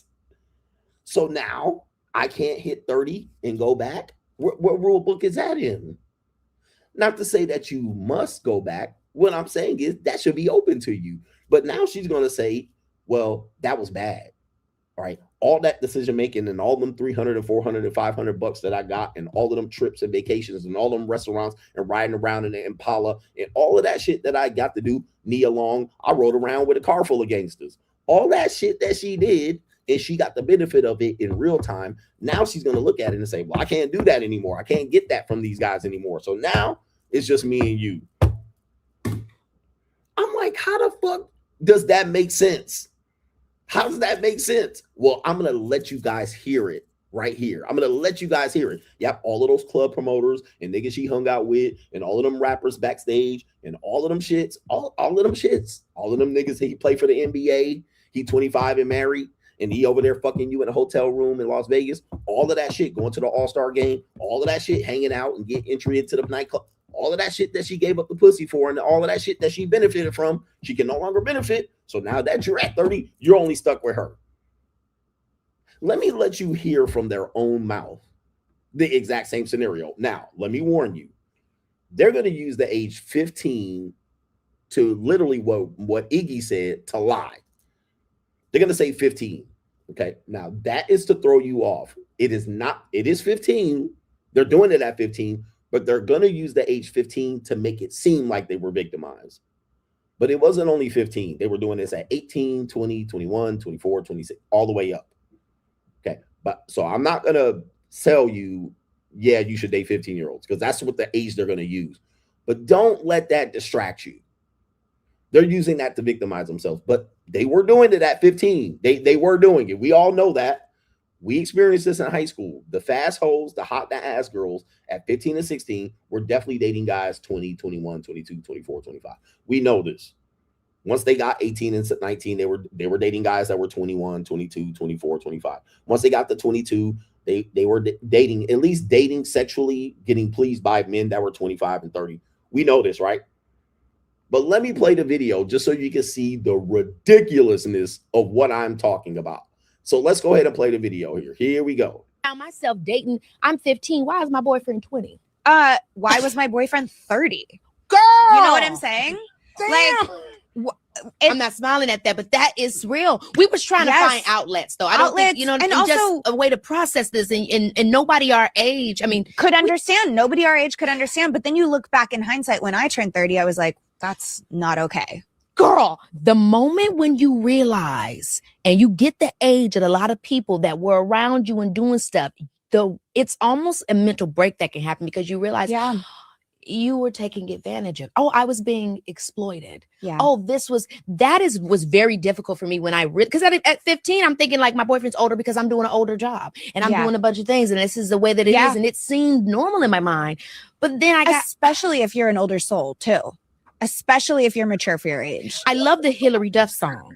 Oh my God, me too. Yeah, because it's like, we all had the same damn life. Yes. You know what I mean? Where people kept telling us you're so mature for your age. I also wrote a song about that. It's called 29. And when you listen to it, I think you'll be able to relate to it. I found myself. Okay, so let me stop here, brothers. Bro, you see why I call it the feminist psyops? With this age gap thing, it's a psyops. They're trying to make you feel bad for doing something like, I worked my way up. That means I get to have access to this. Oh, you shouldn't do that. Well, I should date a 50-year-old old bitch at success. That's why I worked hard to date a 40-year-old old washed up single mother. All right. You're telling me that I can't go back and benefit from me being an asset. Okay. Let's listen to what they're saying. I got to break this down so you can hear what's going on here. This is crazy psyops. All right. So she said, Keke Palmer starts off, said, wait a minute. I found myself dating.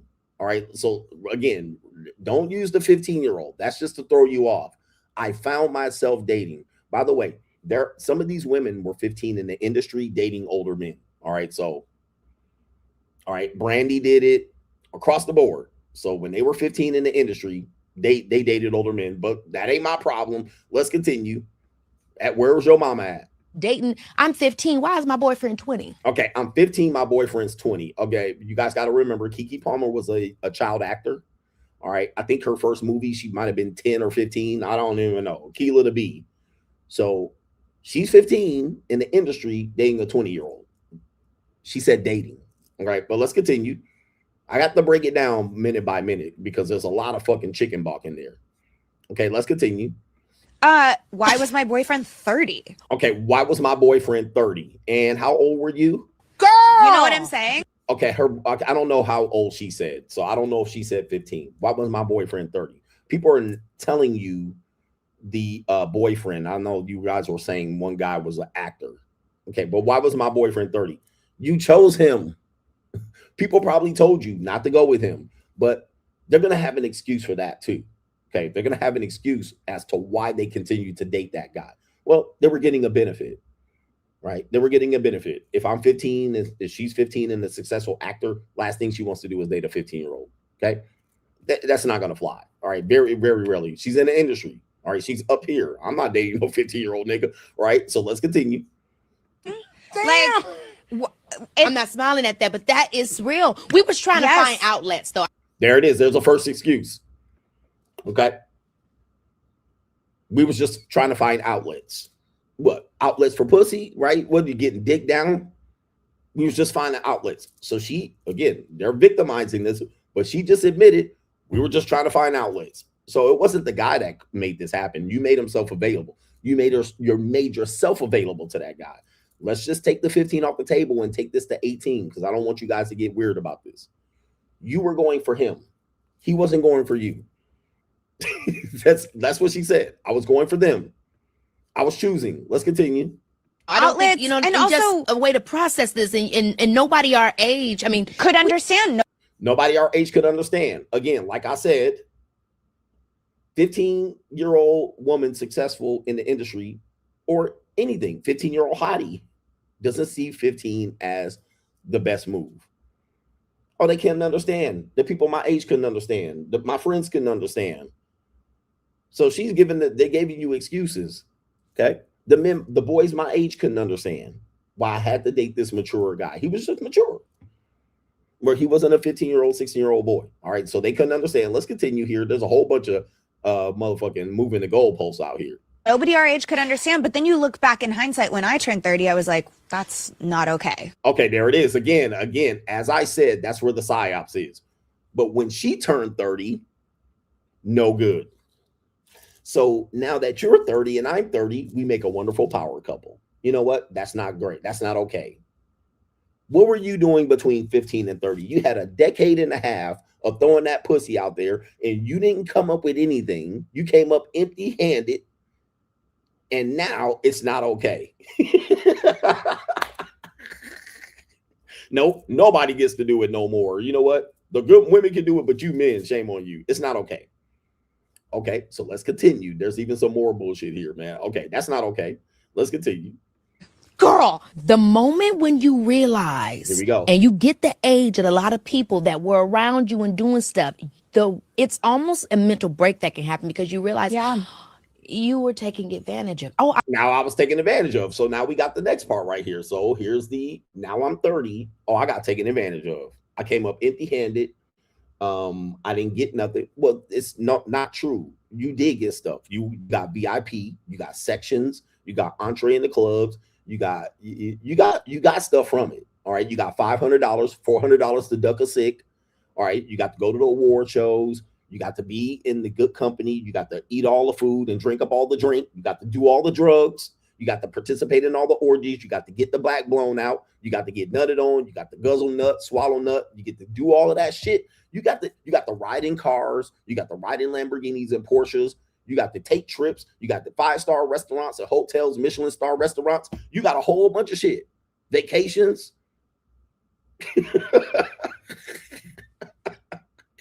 What? But you were taken advantage of now? You got rent paid.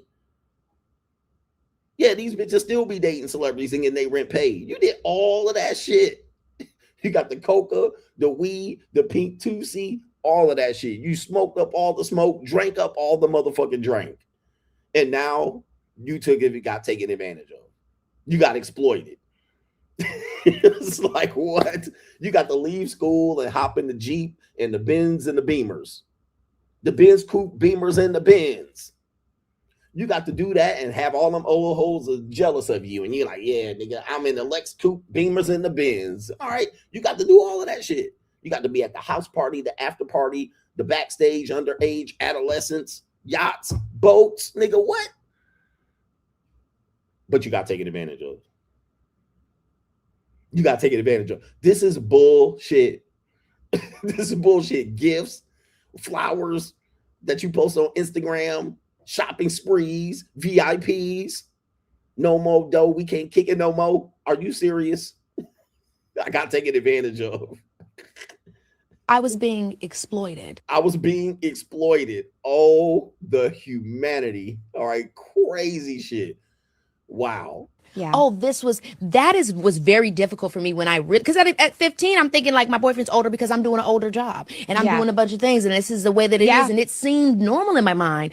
But then especially if you're an older soul too. Okay. So there's two excuses there. So I was in an older profession.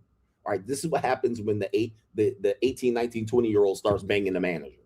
All right. So now you're in an older profession. You're around mature people. You're getting invited for free. You're getting your shit paid for. So it works. And now I'm an old soul. You hear this a lot. A lot of younger women, they're 18, 20, 25. I'm an older soul. I'm advanced. People say I'm mature for my age. So they date at 25, they date 30-year-olds and 40-year-olds. I'm mature for my age. So I'm an old soul. I'm not like these young floozies out here. I'm actually mature and I have a decent job and I'm a bank teller. So what do? Because they're a bank teller. They're not out here partying with Chad and Ray Ray. They start dating older guys. When I say dating, I'm talking about sexually dating them, not dating for marriage or relationships. Okay. They're going to feel older and mature. So she said that I'm an older soul. So guess what? It worked for me. Who? Especially if you're mature for your age. Mature for your age. So you see these excuses they're making out here, but they're still saying I've been victimized and exploited. Like, it's crazy insane. I love the Hillary Duff song. Oh my God, me too. Yeah, because it's like, we all had the same damn life. Yeah. There it is. So we listen, man, they telling on themselves.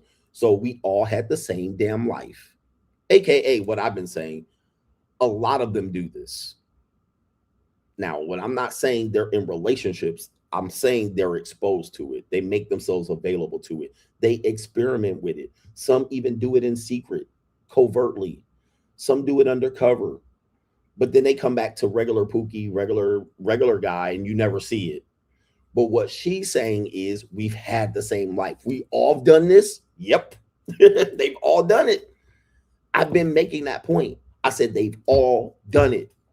They've all experienced it. One time at least. Onesie twosie. Here ski, there skis. And then they come out later at 30, 35, 40. I was exploited, and these men should never do it. You should be the ones. You men should be the mature ones to stop these relationships. But what I'm saying is they're the ones pursuing the relationships. They give access to sex, not the men. They're the one choosing this. But now they're playing the victims, and stop with the whole 15. We're going 18 and up. They're the ones choosing it. Then come out later and say, I've been going through some things, I've been put through some things, and I had to do some things, and I'm not proud of it. My past is my past. And they're in therapy, going to therapy sessions, all by choice. All by choice. Let's continue here with this one. Man, this is crazy. This proves what I've been telling you. Here we go. Yes. You know what I mean? Where people kept telling us you're so mature for your age. I also wrote a song about that. It's called 29. And when you listen to it, I think you'll be able to relate to it. All right. Essentially, pretty much, I'm pretty sure you can guess what happened. You turned 29 and you had an epiphany. You turned 29 and you hit motherfucking the wall. You turned 29 and realized there's a bunch of women 15 to 29 that you got to compete with. You turn 29 and the men 30 start going for women 22 and 24. Let me guess what the song is about. I don't need to know what the motherfucking song is about. Right? All right. That's what the fuck happened at 29. I turned 29 and realized, oh shit, I better go find somebody to settle down with. Oh, but I'm a whore. And nobody will accept me my age. And the men that are successful my age, they're either married or they're married and fucking some 22-year-old or a 19-year-old in the Philippines. Like, let me guess what happened. All right, inside of the mind of modern woman. Gilly.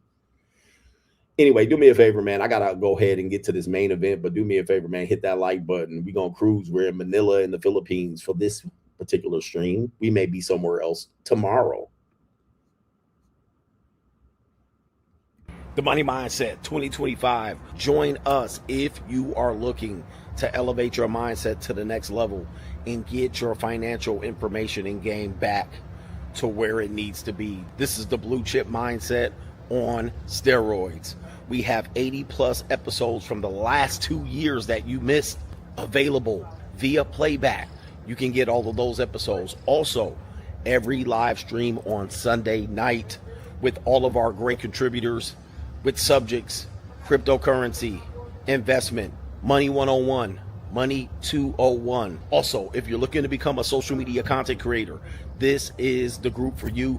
2 times a month, we give you content creator information about how much money you can make via content creation. What are the most popular forms of content creation coming forward in the next few years, and how you can capitalize on an opportunity to be a content creator. Join patreon.com/Coach Greg Adams to find the Money Mindset link. Let's get our blue chip mindset on. The window is still open.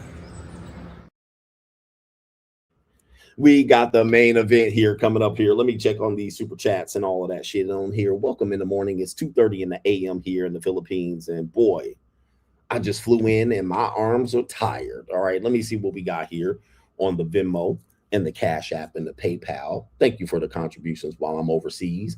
No government name says, you mentioned that men don't really have friends. Would you say the same applies to women? Why do bushy got ass niggas get irritated when they get called gay?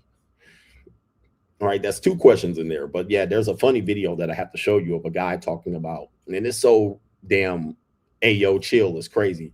But my theory is a lot of dudes that are ass guys they like dudes too. They'll fuck dudes, and this video confirms it.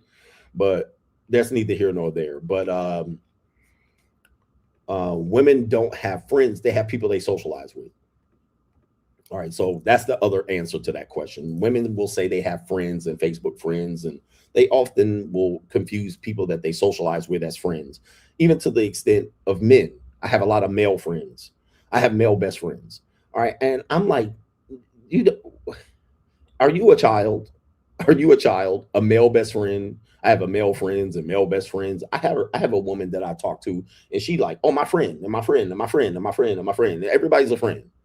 All right. And so because they're social creatures, but these aren't friends. These are people who are associates or colleagues, and they just describe them as a friend to feel important and loved. But deep down inside, these people are missing love. They're missing, these people don't fulfill them in the love category, or say, for instance, they don't fulfill them in the emotional relationship category, but they have a lot of friends.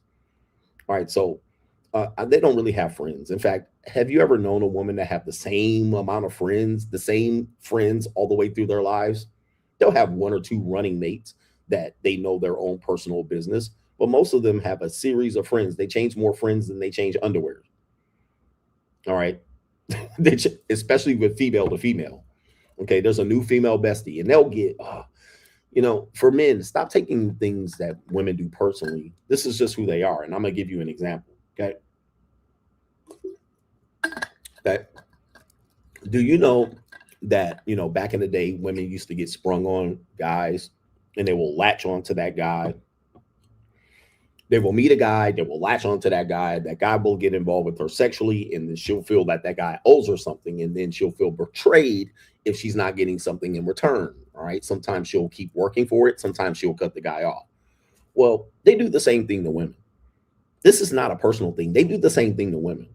So women will meet a woman, maybe at the job, maybe they'll have something in common, maybe they'll meet them at brunch, maybe they'll be sitting at separate brunch tables, and then they'll look over and oh, I like you, and they'll pull her in, and ooh, girl, and ooh, and yes, and ooh, they'll find something to trauma bond or bond over. They'll get together like this in less than a day. They'll spend 2 days together. Oh, I feel like you know me. And they'll look at their crystals or their signs or astrology, and they'll be like, oh, you're just like me. I'm Aries, I'm fire, and I'm a Pisces. And they'll just be wrapped up into each other to the point where they'll spend an excessive amount of time in a short period of time together, right? So they'll just be clicked up and talking to each other and texting each other and going crazy for about a week or two. After 2 weeks, they'll start doing crazy shit like sharing panties, trading clothes, and moving in together and spending time together and having sleepovers and getting trains ran on each other and licking each other's pussy, like literally like in 2 motherfucking weeks. They'll share their dirtiest, raunchiest, rawest secrets with each other in 2 goddamn weeks. They on the phone at 6 a.m. with each other. They on the phone at lunch. They on the phone at goddamn night. All goddamn day. They at the gas station on the phone trying to act important. I'm talking on the phone, Ashley. 2 goddamn weeks. And guess what happens? You know what's going to happen, guys. You know what's going to happen. One person is going to betray the other, make the other one jealous, or make the other one believe that they were besties.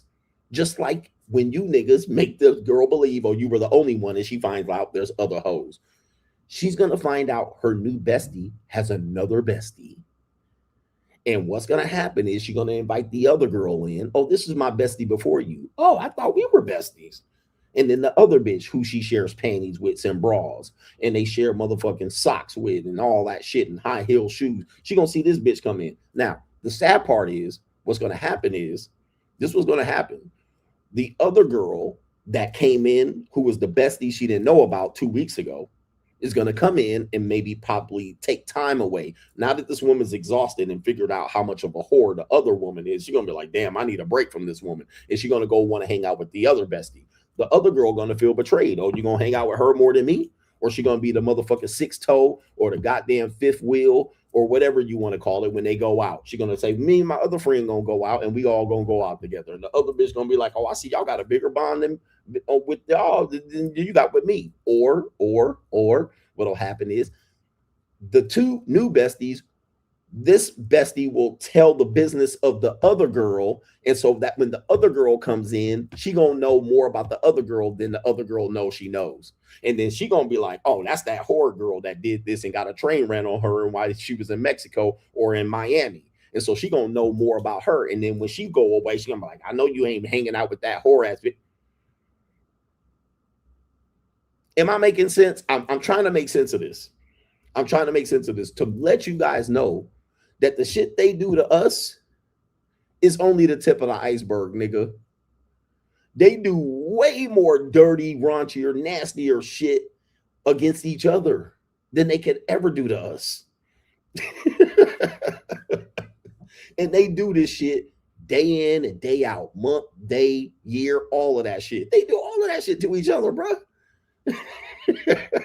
Yep, co-worker bestie. We always talk about work husband. They got co-worker besties and they got an at-home bestie bitch. They got a lesbian bestie bitch that they live with, roommates with. Bruh, they do the wildest shit to each other. Nigga. Like we think what they do to us is like crazy. And the only reason what they do to us is crazy is legally. When they get us legally, they got us. See, they can't do the legal shit that they do to each other. All right, they can't do it legally. They can't marry and divorce each other and shit like this, right? Even when they do marry, two Lily Licklicker bull daggers marry each other, they got a way higher divorce rate than anybody on record. All right, they can't even stand each other when they get married. They stop fucking and all that. They don't even Lily Lick no more when they get married. All right, so what we're saying is they really do way dirtier, raunchier shit to other people other than men. Yep, they fuck each other's man and. Or they'll do things like they'll have an open relationship. Dude, I knew this woman that told me that story doesn't apply. But anyway, that's how they get along. That's how they socialize. So really, it's really a terrible thing, man. It's a calamity. Shout out to our brother. Shout out to I'm Not Myron. He said, this is Steven. He says, listening to you since 2018, 2019 was on Locals and Money Mindset. Did really find anything exciting. He says, can you help me decide why should I get back on? Shout out to you. Appreciate you, Myron. All right. Shout out to Everett says, you roasted niggies for not having YouTube Premium, and that included me. I got it. It's been worth it. Here's my cut. Shout out to Mr. Walker in the building. All right. Shout out to you. All right. Shout out to our brother. That dude Case has been listening to you since 2019. Coach, as a young man, everything you have predicted has been accurate. My friends and I, who are in our late 20s, have been struggling with relationship dynamics, and all I can think about is the lessons you harp on. Learn my lesson. Time to boss up. Okay. Shout out to that dude K. You know, shout out to brother Walker for getting the YouTube Premium. I don't know how y'all watch it. I ain't even promoting. YouTube didn't even give me a dime, but I don't even know how y'all watch YouTube without Premium. That's number one. Number two, for the brother that said, you know, the things that I teach you, you have to experience. All right. And a lot of red pill guys, especially your red pill leaders and kings, they don't have any experience. Right. They're still learning, and you are going to still learn when it comes to women. I still learn when it comes to women. I always learn something new when I deal with women. When I don't deal with them, you don't learn. So a lot of things that I say, you might think I'm telling you to not deal with them. Okay. But we live on planet Earth. There's no way we can avoid women. Right. We're going to deal with them whether we like it or not just relationship wise. We got to deal with women on the bus. We got to deal with women at school and at church and at work. So you still need to experience them. And once you experience them, you will find that I haven't lied. All right. I have not lied. And for the people that say, well, there's a woman out there that's not like that, that literally proves my point. That proves my point. If there's a woman out there that's not like that, and you got to tell us, well, where the fuck she at? You just got to find her. Exactly. That means you're going to deal with 99% of the women you're going to deal with are going to be exactly like I tell you. And now you're waiting on the one that ain't until she is. It's like you're proving my point. You just got to find her. There's a woman that ain't. Okay, yeah, you got to go on a motherfucking give me the knife. You got to go on a goddamn golden child mission to find the one woman that ain't. Is that what you got to do? You just got to go through woman after woman after woman that keeps proving my point until you find the woman that ain't like that. Like I said, go for it. They can knock your motherfucking self out. In the meantime, you better do an accounting on your expenses that you're going to expend on this, because you're going to. All right. Money, energy, attention, and time. And by the way, the woman that is not like that, I already fucked her. Okay. If I didn't fuck her, somebody else fucked her. So I don't know what to tell you. Yeah, like somebody already fucked her already and found out she was like that. Anyway, enough about that shit. I don't want to piss you off. Niggas are mad at me and shit. Neighbors mad that I'm up at 2:30 in the morning, still doing a live stream, yelling and screaming at you niggas. All right, but I'm trying to get my point across. Oh my goodness, I got to do the show. You know how many women that weren't like that until I realized, they were like that. That's why, man, I can't get attached to them. Eventually, the truth will come out. Every woman I mess with, fucking with a whole bunch of other dudes. Every one of them. And I'd just be sitting off the side and they'd be like this, and you're so great, you're so wonderful, you're so handsome, and you're this and that, you're the best, and blah, blah, blah. Or they'll take the opposite. Oh, you really ain't nothing, you average. And then want me to feel bad about myself. I ain't average, and try to prove that I'm not. And then guess what? Here this bitch is sucking another nigga's dick. All right. And I'm like, whatever. I ain't mad. All right, shout out to our brother here, David Telly. David Blanchard says, once these young ladies' peace sleeves starts itching, you got to let them go out in the world and bump their heads. They're not going to listen to you, and we'll get you in a situation to try to save them. Ask the dad in Baton Rouge that lost his life. Undertaker Bell. Shout out to you. Yep. Man, I'll tell you, once a woman, like biblically, I'm not a Bible thumper, but why premarital sex was somewhat outlawed for women. Okay, and let's be real. Premarital sex is pretty much something that women were not told to do, although you can make a case that it's in there for men. But I think it's primarily for women. Same as when a man says, well, I can have an open relationship, but you have to be faithful. And there's a reason for this. There's a reason. Now, the women don't like this. They feel like, well, if you can do it, I can do it, but not so much. The reason why premarital sex is dangerous The reason why it's dangerous is for women, and it is dangerous for men. We're going to say that it's dangerous for men. The reason why it's dangerous for women is that it's going to stunt their maturity at that level that they start engaging in the premarital sex. Okay, Dr. Shahrazad Ali has talked about this. I've talked about this. Many other people have talked about this. Once that pussy needs to get penetrated, they ain't gonna hear a goddamn thing. They don't hear nothing. Once men start to want to penetrate that pussy, and they can start selecting for men that can penetrate that pussy and do the best job to get that motherfucking boiling, leaking, and get moist and mucusy, they ain't hearing shit. Okay, you can't tell them shit. It is what it is. That maturity has stunted right there. That is where it is. She gonna need to have a goddamn emergency. She gonna have to have the HIV, RIP. She gonna have to have a problem. She gonna have to have, dude, she'll have 2 and 3 niggas babies and still ain't learned a goddamn thing. Once that's there, when she start getting dick down and the nigga start hitting that bottom, she cannot go for a man that can't hit that bottom. She can't go for it. She gonna have to get dick down, but she can marry a dude that can't hit that bottom, but she's still gonna get that bottom hit by, she gonna know where the bottom hitters are. Press 1 in the chat if you're a bottom hitter. All right, she gonna know where it is. So once it start itching, all right, no matter what she says, she can't stop herself. She can't stop a pussy from itching. All right, she gonna have to get that pussy unitchable and scratched. Right, she gonna have to get that. She gonna have to get that punani scratched and hit and beat and all of that. That's similar to the men over here that are part of the domination team over here. Once a woman's experienced a toxic relationship, and ladies, where y'all ladies at? Why they so quiet listening to me? Ladies, y'all be texting me after the stream is over, talking about y'all listening. Once a woman, and I talked about this at the JUCO, a La Toxica. All right, I haven't had an experience recently with a La Toxica chick. All right. She literally was like, I try to piss you off so you can beat me up. All right. This is a Mexican chick, a regular 5. Right. She's like, I try to piss you off so you can beat me up. All right. Once a woman that's experienced this or has a desire for this, there's no calling off the dogs.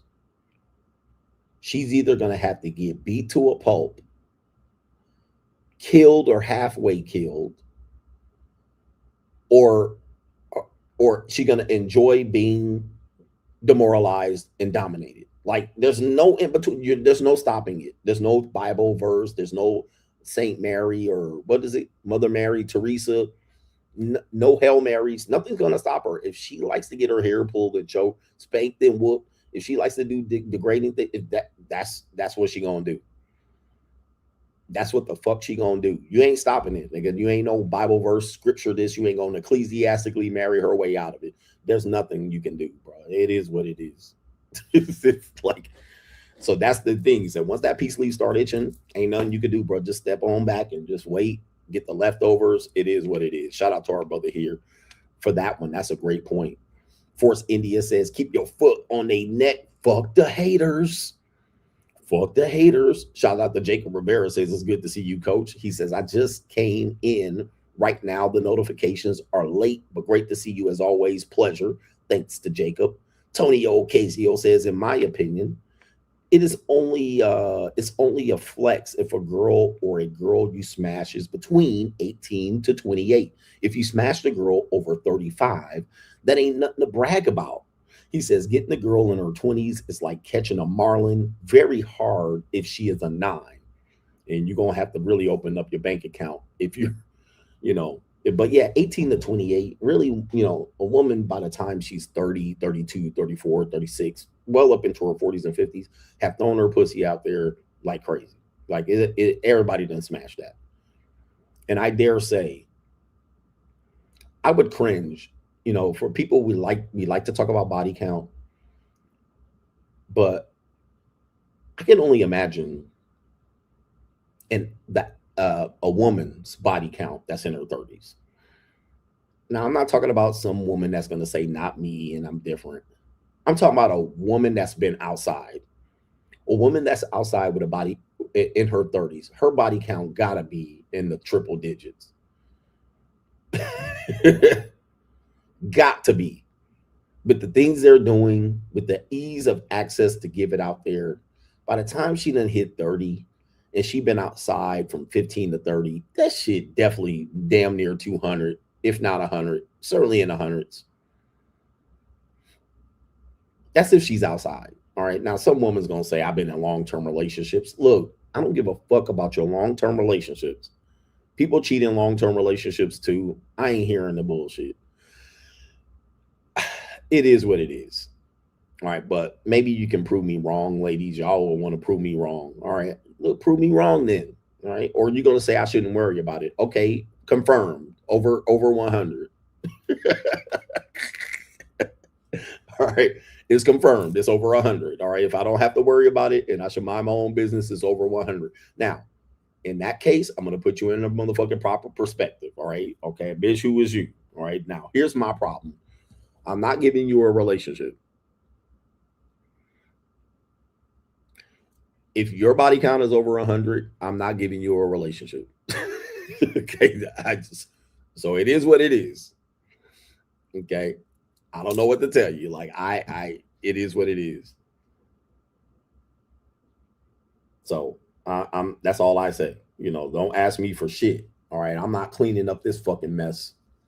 All right. 100 niggas done got away without giving you a relationship. Make it 101. Okay. And you're going to be 150 at the end of the goddamn day or week. All right. But it ain't going to be me. I ain't falling on the goddamn sword. I refuse. All right. You going to get dick down like the rest of them hoes got dick goddamn down too. I ain't in the bullshit. All right. Cash App. I miss one. Ghost J says, can't get attached. Thanks, coach. And I miss one.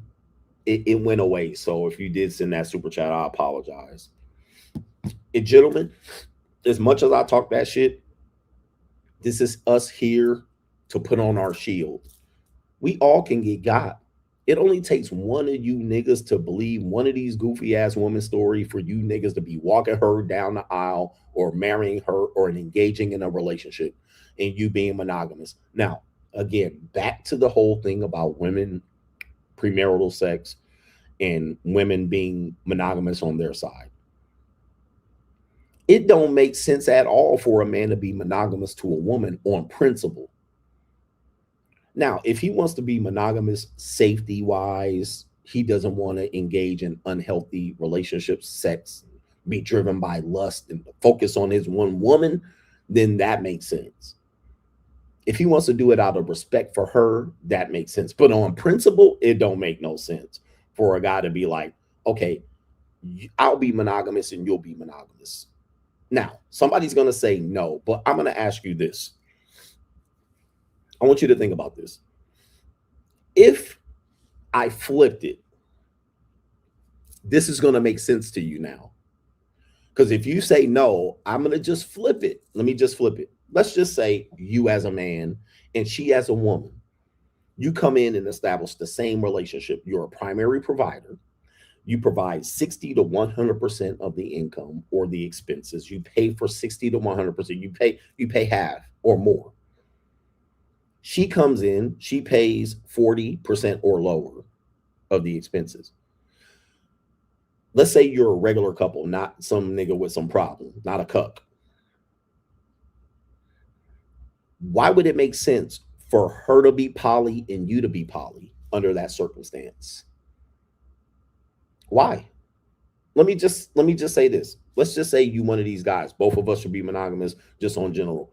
But here you go. You're going to tell her, okay, I'm going to be poly. But she can get fucked and railed by whoever she wants while you're providing for her? I'm going to ask you again. Why does it make sense for me to provide X, Y, and Z, be her emotional rock, be stable, be her, provide expenses?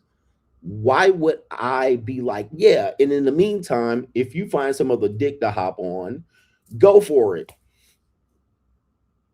Okay? Why would you provide anything for her?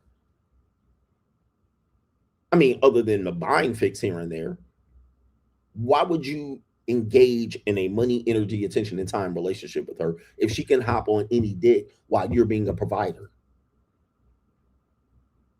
Okay, the same thing I would say. Why would you, what would benefit you from being monogamous? Like, what do you gain by you keeping your dick in your pants and she keeping her pussy in her pants?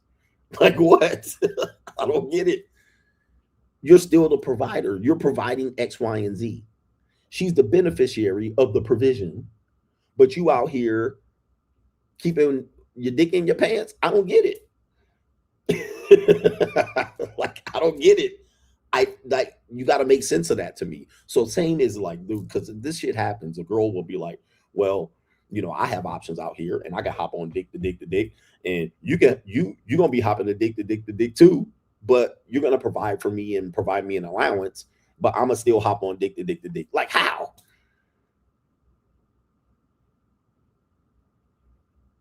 While I'm providing for you, but you jumping on dick to dick whenever it's suitable? Nah. Not me. Now, I'll give you a bind to fix. Okay, I'll do that. But what I'm not going to do is provide money, energy, attention, and time. And then you can just be like, well, you're open and I'm open too. Okay, go for it. At that point, it don't benefit me to be in a relationship with you. I'll just be open, you be open, and then you do what you want and I do what I want. But you're getting nothing from me. I'm not giving you money or energy, attention, or time. I'm not giving you any of those things. And if I give you money, it's going to be birdseed. You ain't going to be enough to survive, but you're not going to use me as a fucking crutch and jump out here. They'll try it too, bro. They will literally try this shit. It is mind boggling. Dennis, don't look any further. S says, enjoy yourself. He says, smack an ass cheek for me. Pause. Chris Rock said it best. Women don't go backwards in lifestyle. There's plenty of 20-year-olds can do. There's plenty that a 20-year-old can do for a 15-year-old they can't do for themselves. And all the way up the line, all the way up the line. You can take that from any age gap, 18 and a 25-year-old, a 25-year-old and a 30-year-old. We just have way more to give and offer than they can give themselves. All right. And that's why they engage in these relationships. Now, people are going to say, I don't see it, but it is what it is. And Brandon says, something for the Ling Ling Fund. You are acknowledged, Lord Ling Khan. All right. And shout out to you. You're acknowledged for the sponsor, co-sponsor for today's show. We got the main event. Anybody disagree? Because there's some disagreeing people. There's some people that are going to show me about some Protestant Christian or Southern Baptist or some Church of God of Christ and Latter-day Saints. Some of you people are going to try to disagree with me with your fucking Bible or your... If that's what you're going to do, let me tell you, where the fuck I am right now, none of that shit matters. I'm in an area where none of that goddamn goofy ass religion shit matters. So what you gonna do then, nigga? All right, in every country I'm gonna visit, that shit don't matter. And nobody gives a fuck about none of them books you studying from. So it matters where you are, but where I'm at, shit don't matter, nigga. Dumping that motherfucking Bible and Joseph Smith's goddamn Book of Mormon. None of that shit matters where I'm at, nigga. All right. And none of that shit gonna matter when I get motherfucking back when they blowing up Iran. All right. Niggas be trying to act like this shit matters around the world. Once you realize you take them books to another side of the planet, them books is nothing but shit that it's kindling for the motherfucking fire. It's motherfucking shit that they blow up in Iran. None of that shit matters, nigga. It's fairy tales, nigga. It's something you believe over here and nobody believes over there. All right. Now what else you got? All right. What else you got? So you probably disagreeing and you gonna quote me some shit that nobody cares about over here. Fuck out of here, nigga. Anyway, let's get to the main event. But in this book, it says go fuck yourself in my book. All right. So now tell me something else, nigga, that matters, nigga. Prove something else to me than that motherfucking thin ass paper you about to flip through with that highlighter. He said, aren't Philippines Catholic? I got a bunch of Catholic Filipinas out here that throw they fucking legs up for $85. When it comes to the motherfucking what matters, motherfucking Catholicism or $85 and some rice, nigga. I'm gonna guarantee you, nigga, these Filipinas care about rice more than they care about Catholics. Nigga, I'm gonna tell you that right now. Nigga, come over here right now and find how many Catholics I get in this fucking hotel room. How many Catholic Filipinas I can squeeze in this fucking hotel room, nigga. All right. Tell me about some Catholics. Nigga, the dollar runs the Philippines. Nigga, the peso runs the Philippines. How many motherfucking Filipinos will toss them legs up like a goalpost for some pesos, nigga, before they go pray, and they'll be in church on motherfucking Sunday. Nigga, what matters is pesos, nigga, money, dollar bills, nigga. That's what matter around this motherfucker. These bitches they in church getting ran through Monday through Friday by CGA on church on Sunday, nigga. Fuck out of here, nigga.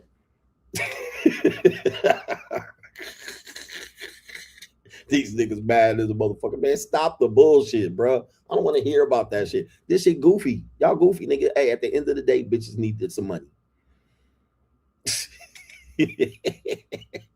Let's get back to it. Main event, man. Anyway, and that's your ecclesiastical wife, too.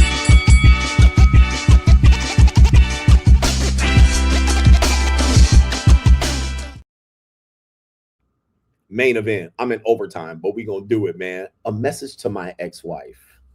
Boy, I wish I had the sound machine for this one. A message for my ex-wife. Well, it's not what you think, all right? I'm not gonna talk about my ex-wife, right?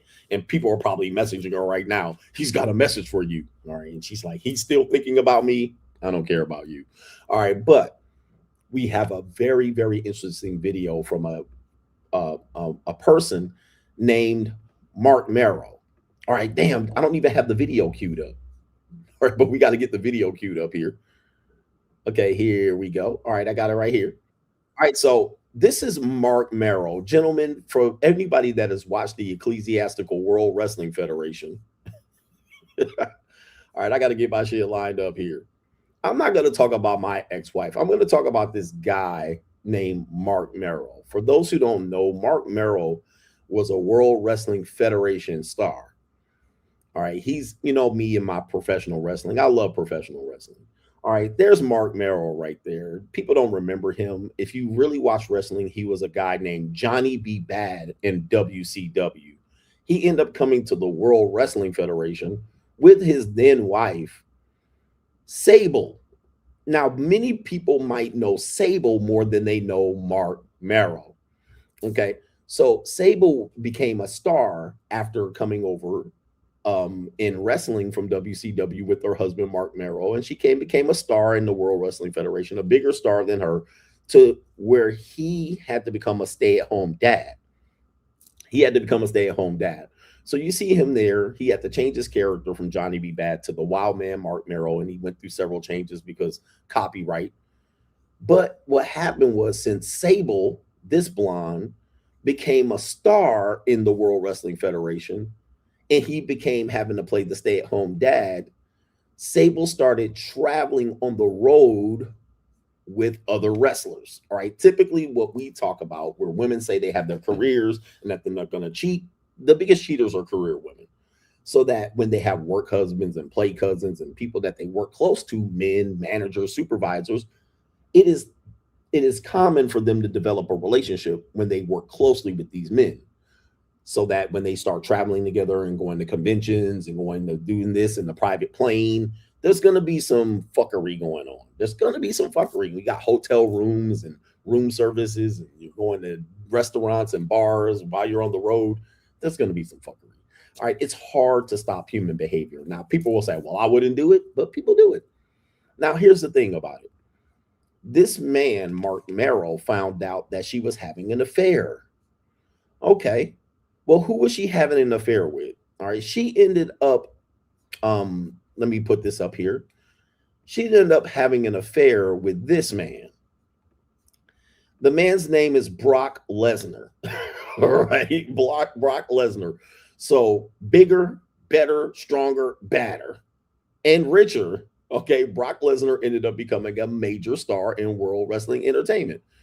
And he's pretty much a household name for a lot of people. He even was the former UFC champion and even played a little bit of, he was the NCAA wrestling champion, and he ended up playing a little NFL with the Minnesota Vikings. But her new husband is Brock Lesnar. In fact, that's who she was cheating on Marc Mero with. So, you know, you can lose your base, all right? More better than you. Do you have the stomach? You can lose your base just like that. Now, Sable became a household name, and she became a figure that was pretty much out. She outgrew Marc Mero.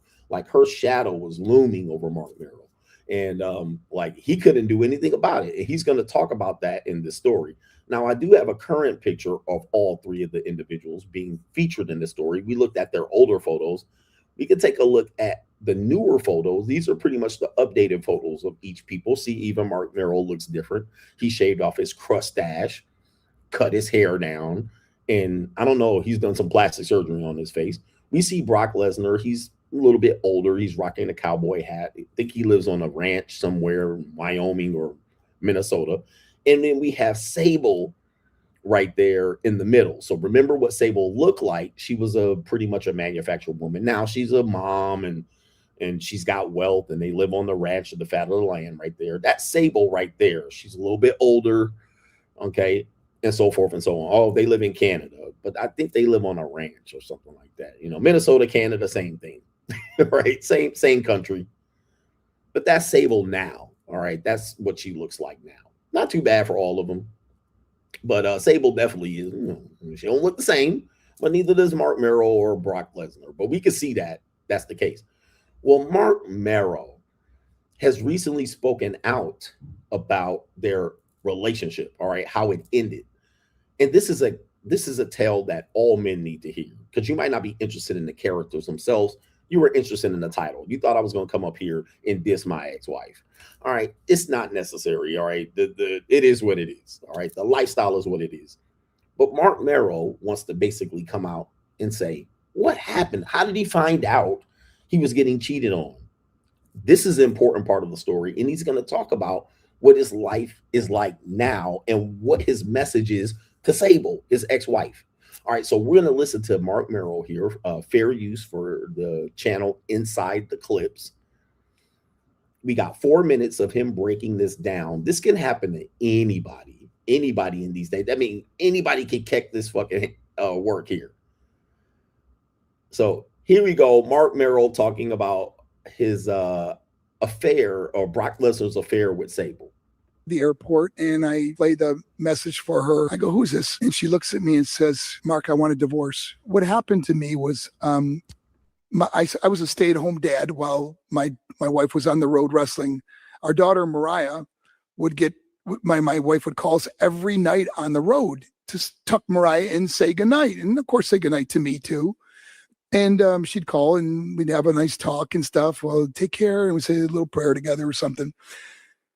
And the phone calls started getting less and less. And I just knew she was really busy and they were going from town to town like we used to do.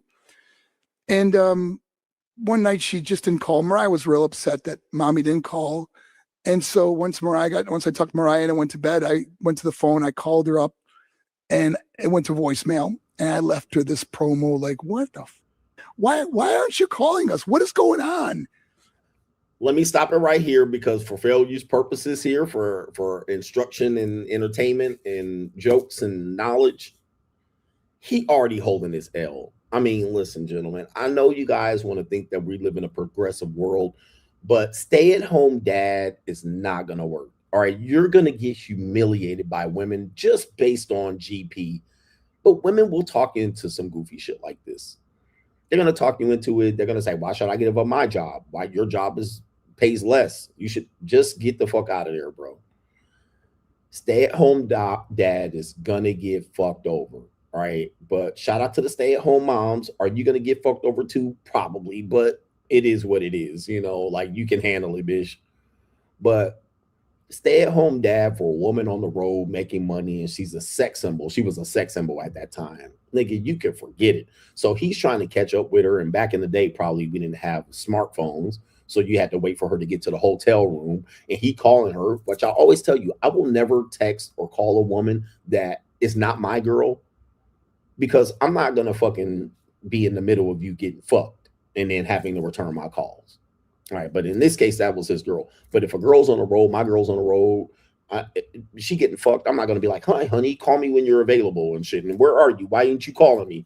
This nigga, she getting her motherfucking cheeks clapped by Brock Lesnar. Nigga, the Mario coins knocked out of her. Nigga, she getting tossed around the ring. And by the way, he's going to confirm aggressive sex and Mario coins being knocked out here in a minute.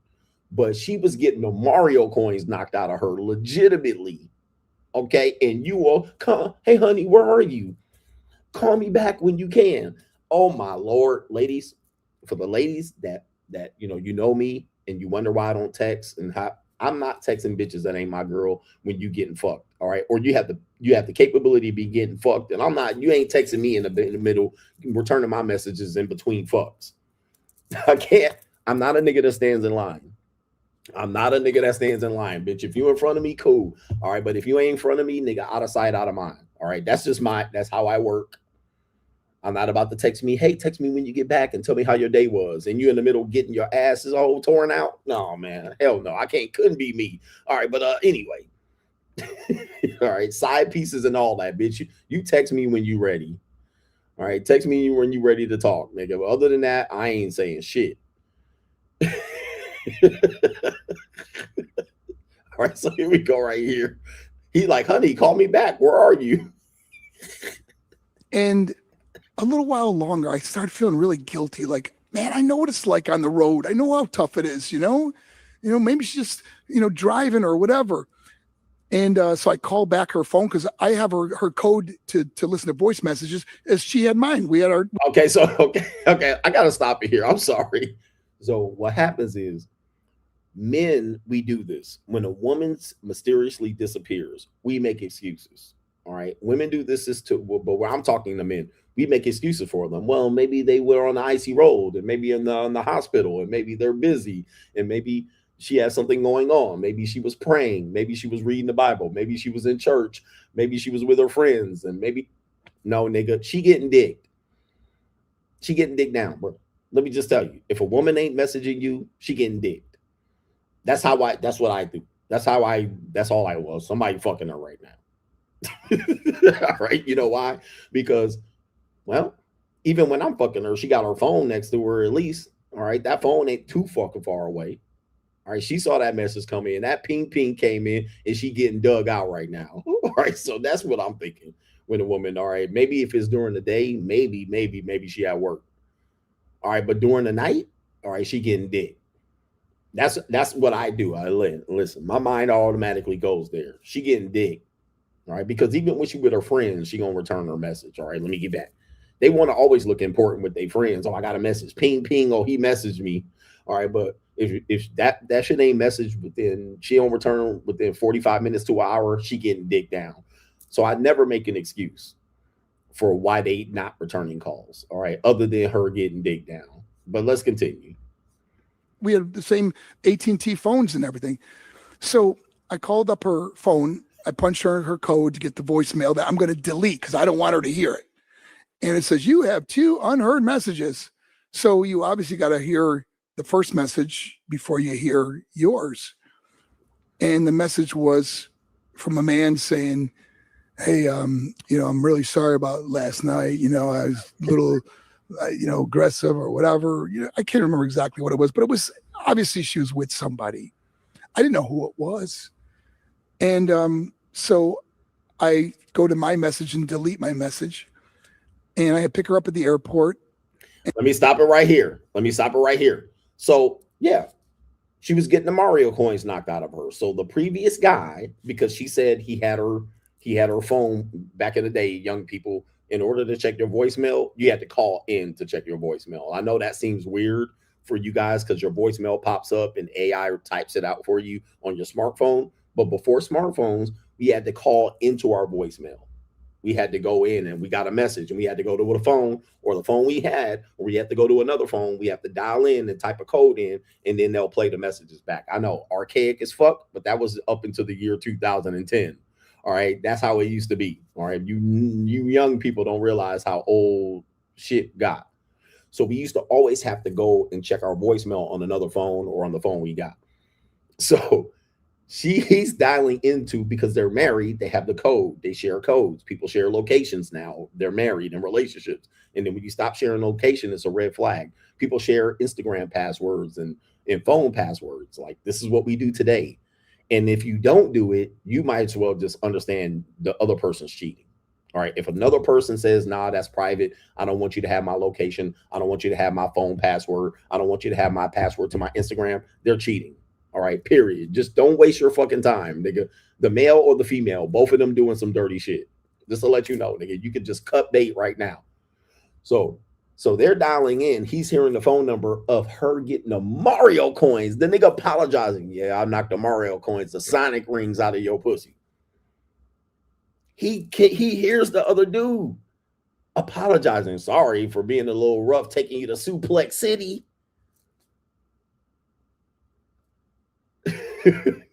And he said, I'll pick her up at the airport. Okay, so here we go right here. And now you have to have this tough conversation. You already know she's cheating. You got to confirm. Most men will just leave, right? Nope. Most men still try to save the relationship. Mainly because there is investment. Why I call the investment stage. Most men try to save the relationship, even knowing, and women, even knowing the other person's cheating. So when people say a divorce happened because of cheating, trust me, it wasn't once. It was continuous. It was over periods of time.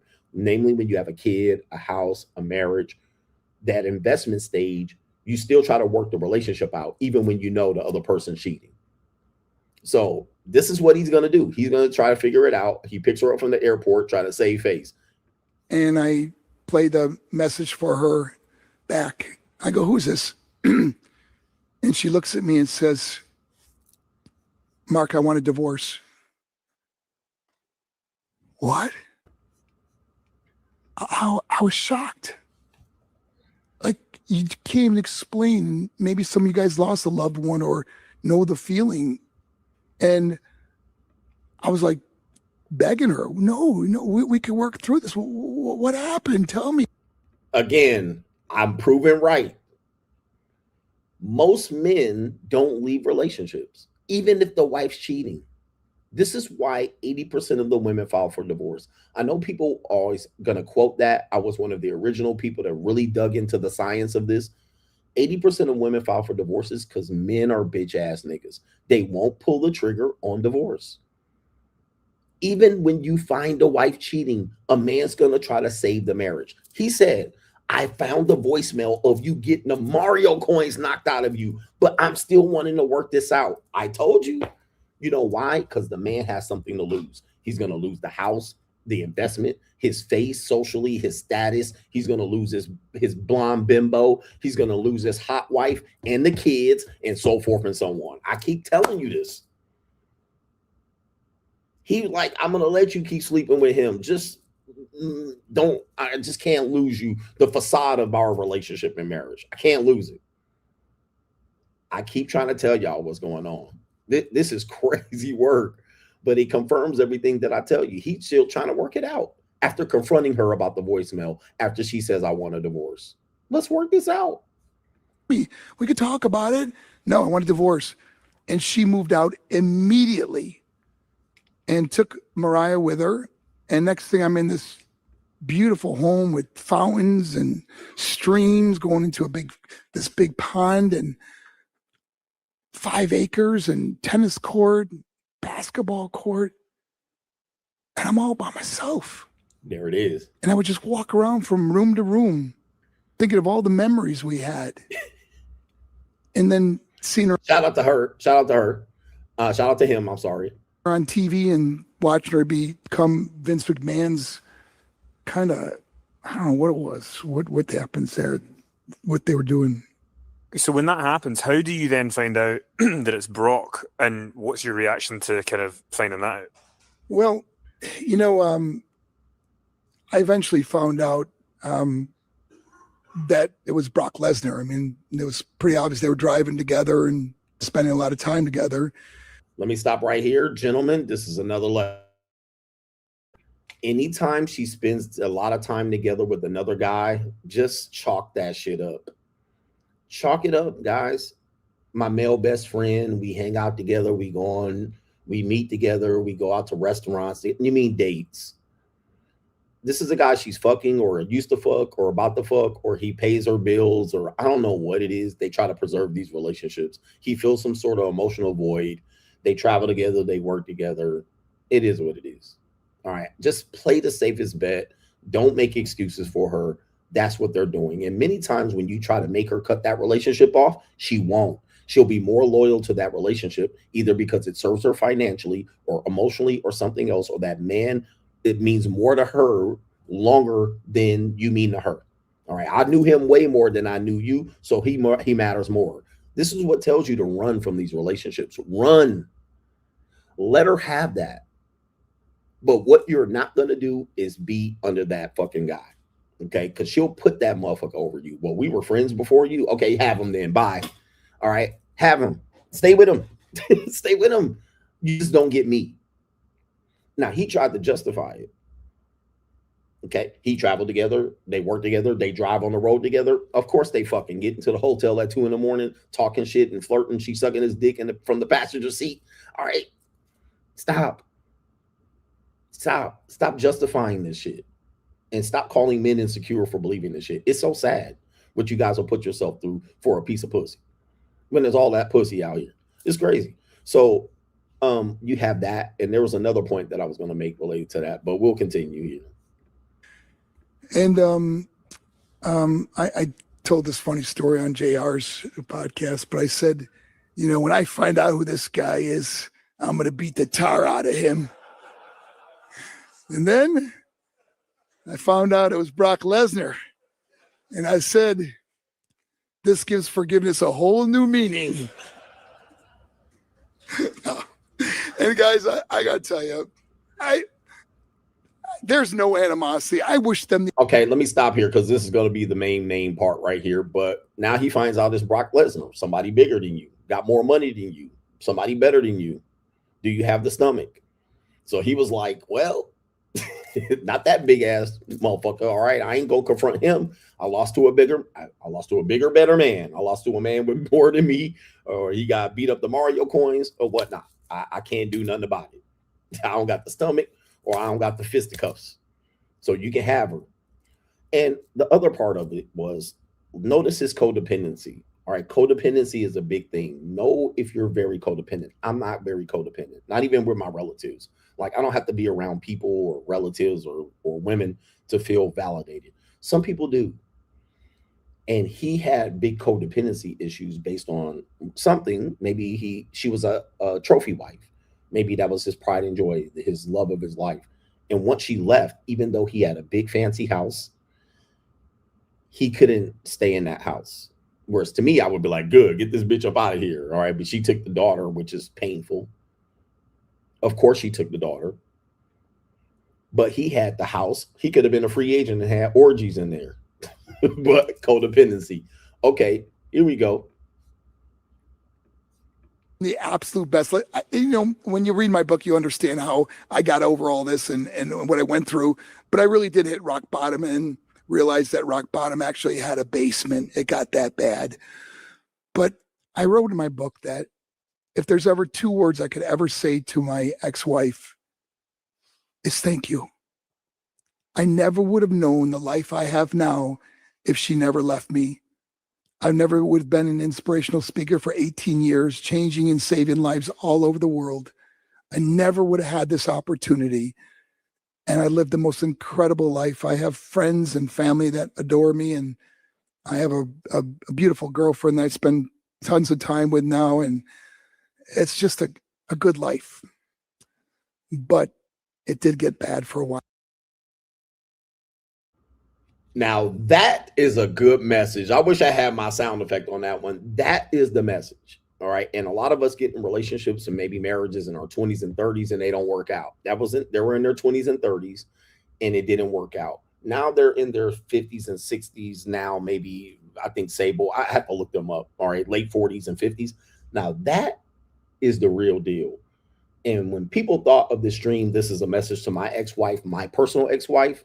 No. However, yes, I do say if anytime I would give her a hug and a kiss is today, because I thank her for acting an ass and forcing the divorce to give me this motherfucking life that I have today, this free agent lifestyle, this ability to go from state to state, ocean to ocean, see the motherfucking 7 seas and knock Mario coins out of women on every goddamn continent, live this free agent lifestyle, become wealthier and happier than I ever have young girlfriends all the way from 18 to all the way up to 45, 50, 55, and 60. I thank you for living this life, to be motivating men, to be in the motor. You created this. If it wasn't for you out here doing what you was doing, if it wasn't for you, you wouldn't have what you have sitting here in front of everybody today. Thank you very much. I appreciate that. Just as Marc Mero said, that is the poignant message, and that is the point, gentlemen. It ain't over because you lose your girl. It ain't over because you don't get the girl you want. Most of the time, it's a blessing. And you try to hold on to these women thinking you're going to lose something when you were going to gain something by losing this woman. That is the real motherfucking spill. Marc Mero just said it. Thank you. Thank you for everything that you did and didn't do for me. Because if it wasn't for you, I wouldn't be who I am today. Shout out to Marc Mero. And no, this is not a side message to my ex-wife, but this is a message for men. All right. Shout out to Marc Mero for letting us use him as an example in today's show. We're going to start off and clean off with the super chats. It's 3:26 in the AM in the Philippines. So I'm going to go back to bed. I'm going to close all the shades. I'm going to get some sleep here. I got a long day today. But shout out to you guys for paying attention. Almost 2,000 people here ecclesiastically watching this stream at some particular point. And when you catch up, you'll catch up. Man, ladies, gentlemen, these ladies are come and go. Onesie, twosie, here and there. Ski here today, gone tomorrow, nigga. She's not yours. She's ours, nigga. The Y is silent. She's not yours. It's just your turn, nigga. Let them go. And most of the time, when they leave, they are normally going to leave around that middle age area, the midlife crisis for women, 35, 40. When they the divorce, they'll leave and think they're going to get something better. Most of the time, they don't. Sometimes they do. Most of the time, they don't. And if they do, nigga, it is what it is. Shout out to KT the King says Sable was a single mother when Marc Mero met her. He walked into that situation. So there you go right there. And Sable is older than Marc Mero and Brock Lesnar. Sable's age right here. Sable is 58 years old. Golly. Boy, 50s ain't what it used to be. So Sable's 58. Marc Mero, 65. So he's older than Sable. But what is Brock Lesnar's age? Brock Lesnar is 48. So she's 10 years older. Okay, he's 10 years older than her, roughly about 7 years. Marc Mero's older than Sable by 7 years, but Sable's older than Brock by 10 years. So she was putting that experience pussy on Brock. Brock probably was in his mid-20s, maybe, roughly, his mid-20s, and she putting that 30-year-old single mama of two. She got two baby daddies. All right, this is Andrew Wilson ecclesiastically. Woo-wee. All right, what? Okay, I see what's going on here. And apparently Brock Lesnar's daughter, is this the daughter by Sable, is going to be in the Olympics doing the discus. All right, so she's going to be, look, it worked out for everybody. It worked out for everybody. So they created a child. Brock Lesnar's daughter looks just like Brock Lesnar. All right. And I would hate to see what the grippy feel like on Brock Lesnar's daughter. Is that Sable's daughter too?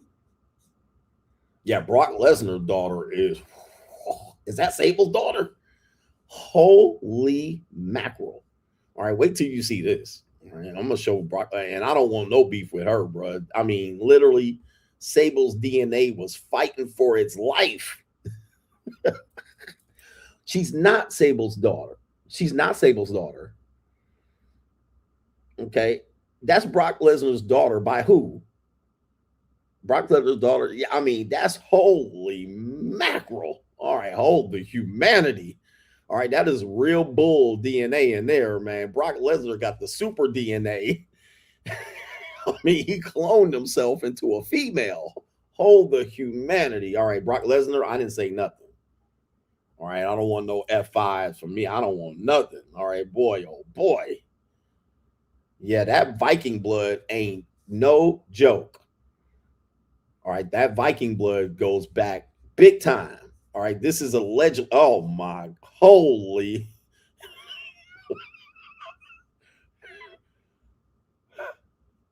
Huh. Huh. All right, I mean,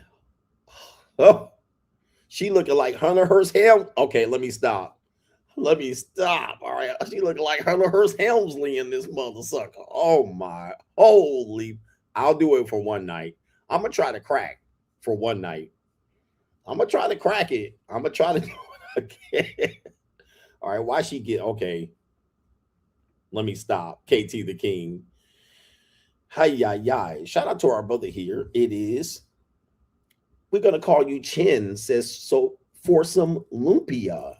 Thank you for the free game. Shout out to you. And you paid for the game. So I appreciate that. Ran says the worst thing about Mark and Sable's divorce is that she already told Brock Lesnar before Mark ever knew about it. I bet he was the very last one to know. Okay, so she already told Brock before Mark. Yeah, well, definitely Brock knew what time it was. He knew what he was doing. And Mark was the last to know. Guys, man, the person that's last to know anything is the husband, all right, or the father. You're going to be the last to know anything in your household. And you're going to be out here working your finger to the bone, and they're going to be keeping secrets behind your back. All right. Somebody said right here, I think she just got married. Oh, the Brock Lesnar's daughter got married. Okay. All right. I don't want them. I'm good. All right. I'll go to Finland or Norway to try to find one of them. All right, but I'm not getting that one. Yeah. I'll get one of them CrossFit steroid bitches. I'll take one of them down. All right, but I'm not taking down no Brock Lesnar's daughter. All right, we're coming up to the 3-hour mark. We're right there on the main event. Okay, hold on for a second. Let me check Venmo, and then we'll get up out of here. Shout out to you guys. And Venmo, we're good to go. So we're going to be back tomorrow. All right, which is, to me, it's already tomorrow. All right, but it'll be your tomorrow. All right, well, we'll see you. Thank you for the support. Hit me up on the Cash App after the show or the replay. And we out of here. Peace.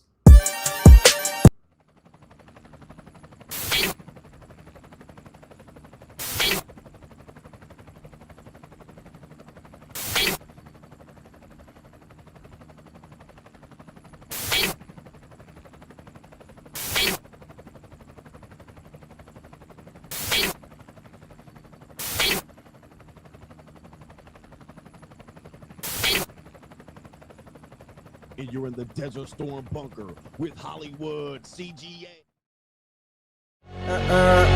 Yeah. Legends ain't born, they built from the grind. From benches to banners, we sharpen the mind. We sharpen the sword and promise and swore that we going hard and leaving it all on the floor. Ayy, yeah, we going hard and leaving it all on the floor. Ayy, yeah, we going hard and leaving it all on the floor. Legends ain't born, they built from the grind. From benches to banners, we sharpen the mind. We sharpen the sword and promise and swore that we going hard and leaving it all on the floor.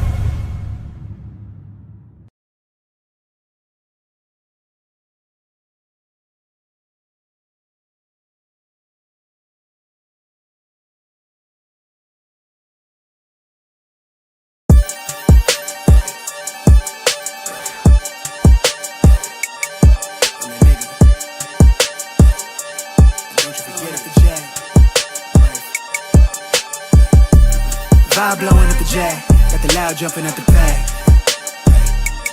Everything I'm on slack. Everything I do is got the band jumping at the bag. Vibe blowing at my jack, got the loud jumping at the bag. Everything I'm on slack. Everything I do is got the band jumping at the bag. Another milestone, look at that. Paper boy on my paper route till I'm 6 down on my back. I'm an old soul like my dad. My old girl's still a fan. And yo girl at the live show, so don't act like I ain't the man. I'm kicking my feet up, get frank like Aretha. I'm calm but I'm teed up, just flip me a stack. The re-up just doubled up off of the muscle, I stuck to the task. They see me, I'm troubled, I'm bubbling up till it's stuck. And they want me to stay where I'm at. I'm good everywhere that I'm stepping, my presence is crucial. You know that this shit not no trend. On a big wave, I'm controlling the tide. Snake eyes when you rolling the dice. So with the stakes inside, I could never take another nigga advice. They can't reach the sky, I'm aiming up high. I just wanna know what it's like. Y'all know what it's like, I come from outside of this. Out the quicksand, I'm the big man, doing big things. Cop a big change, up a state lines, doing stage dives on cam. It ain't no limit to my vision. Check the temp, I'm on fire with it. Got the band jumping out the bag, Prosecco on ice. I'm nobody nice, go run up a check. Demand my respect, I'm doing the most. I never quit, they want me to quit. I'm good as it come, I'm good as it gets. Vibe blowing.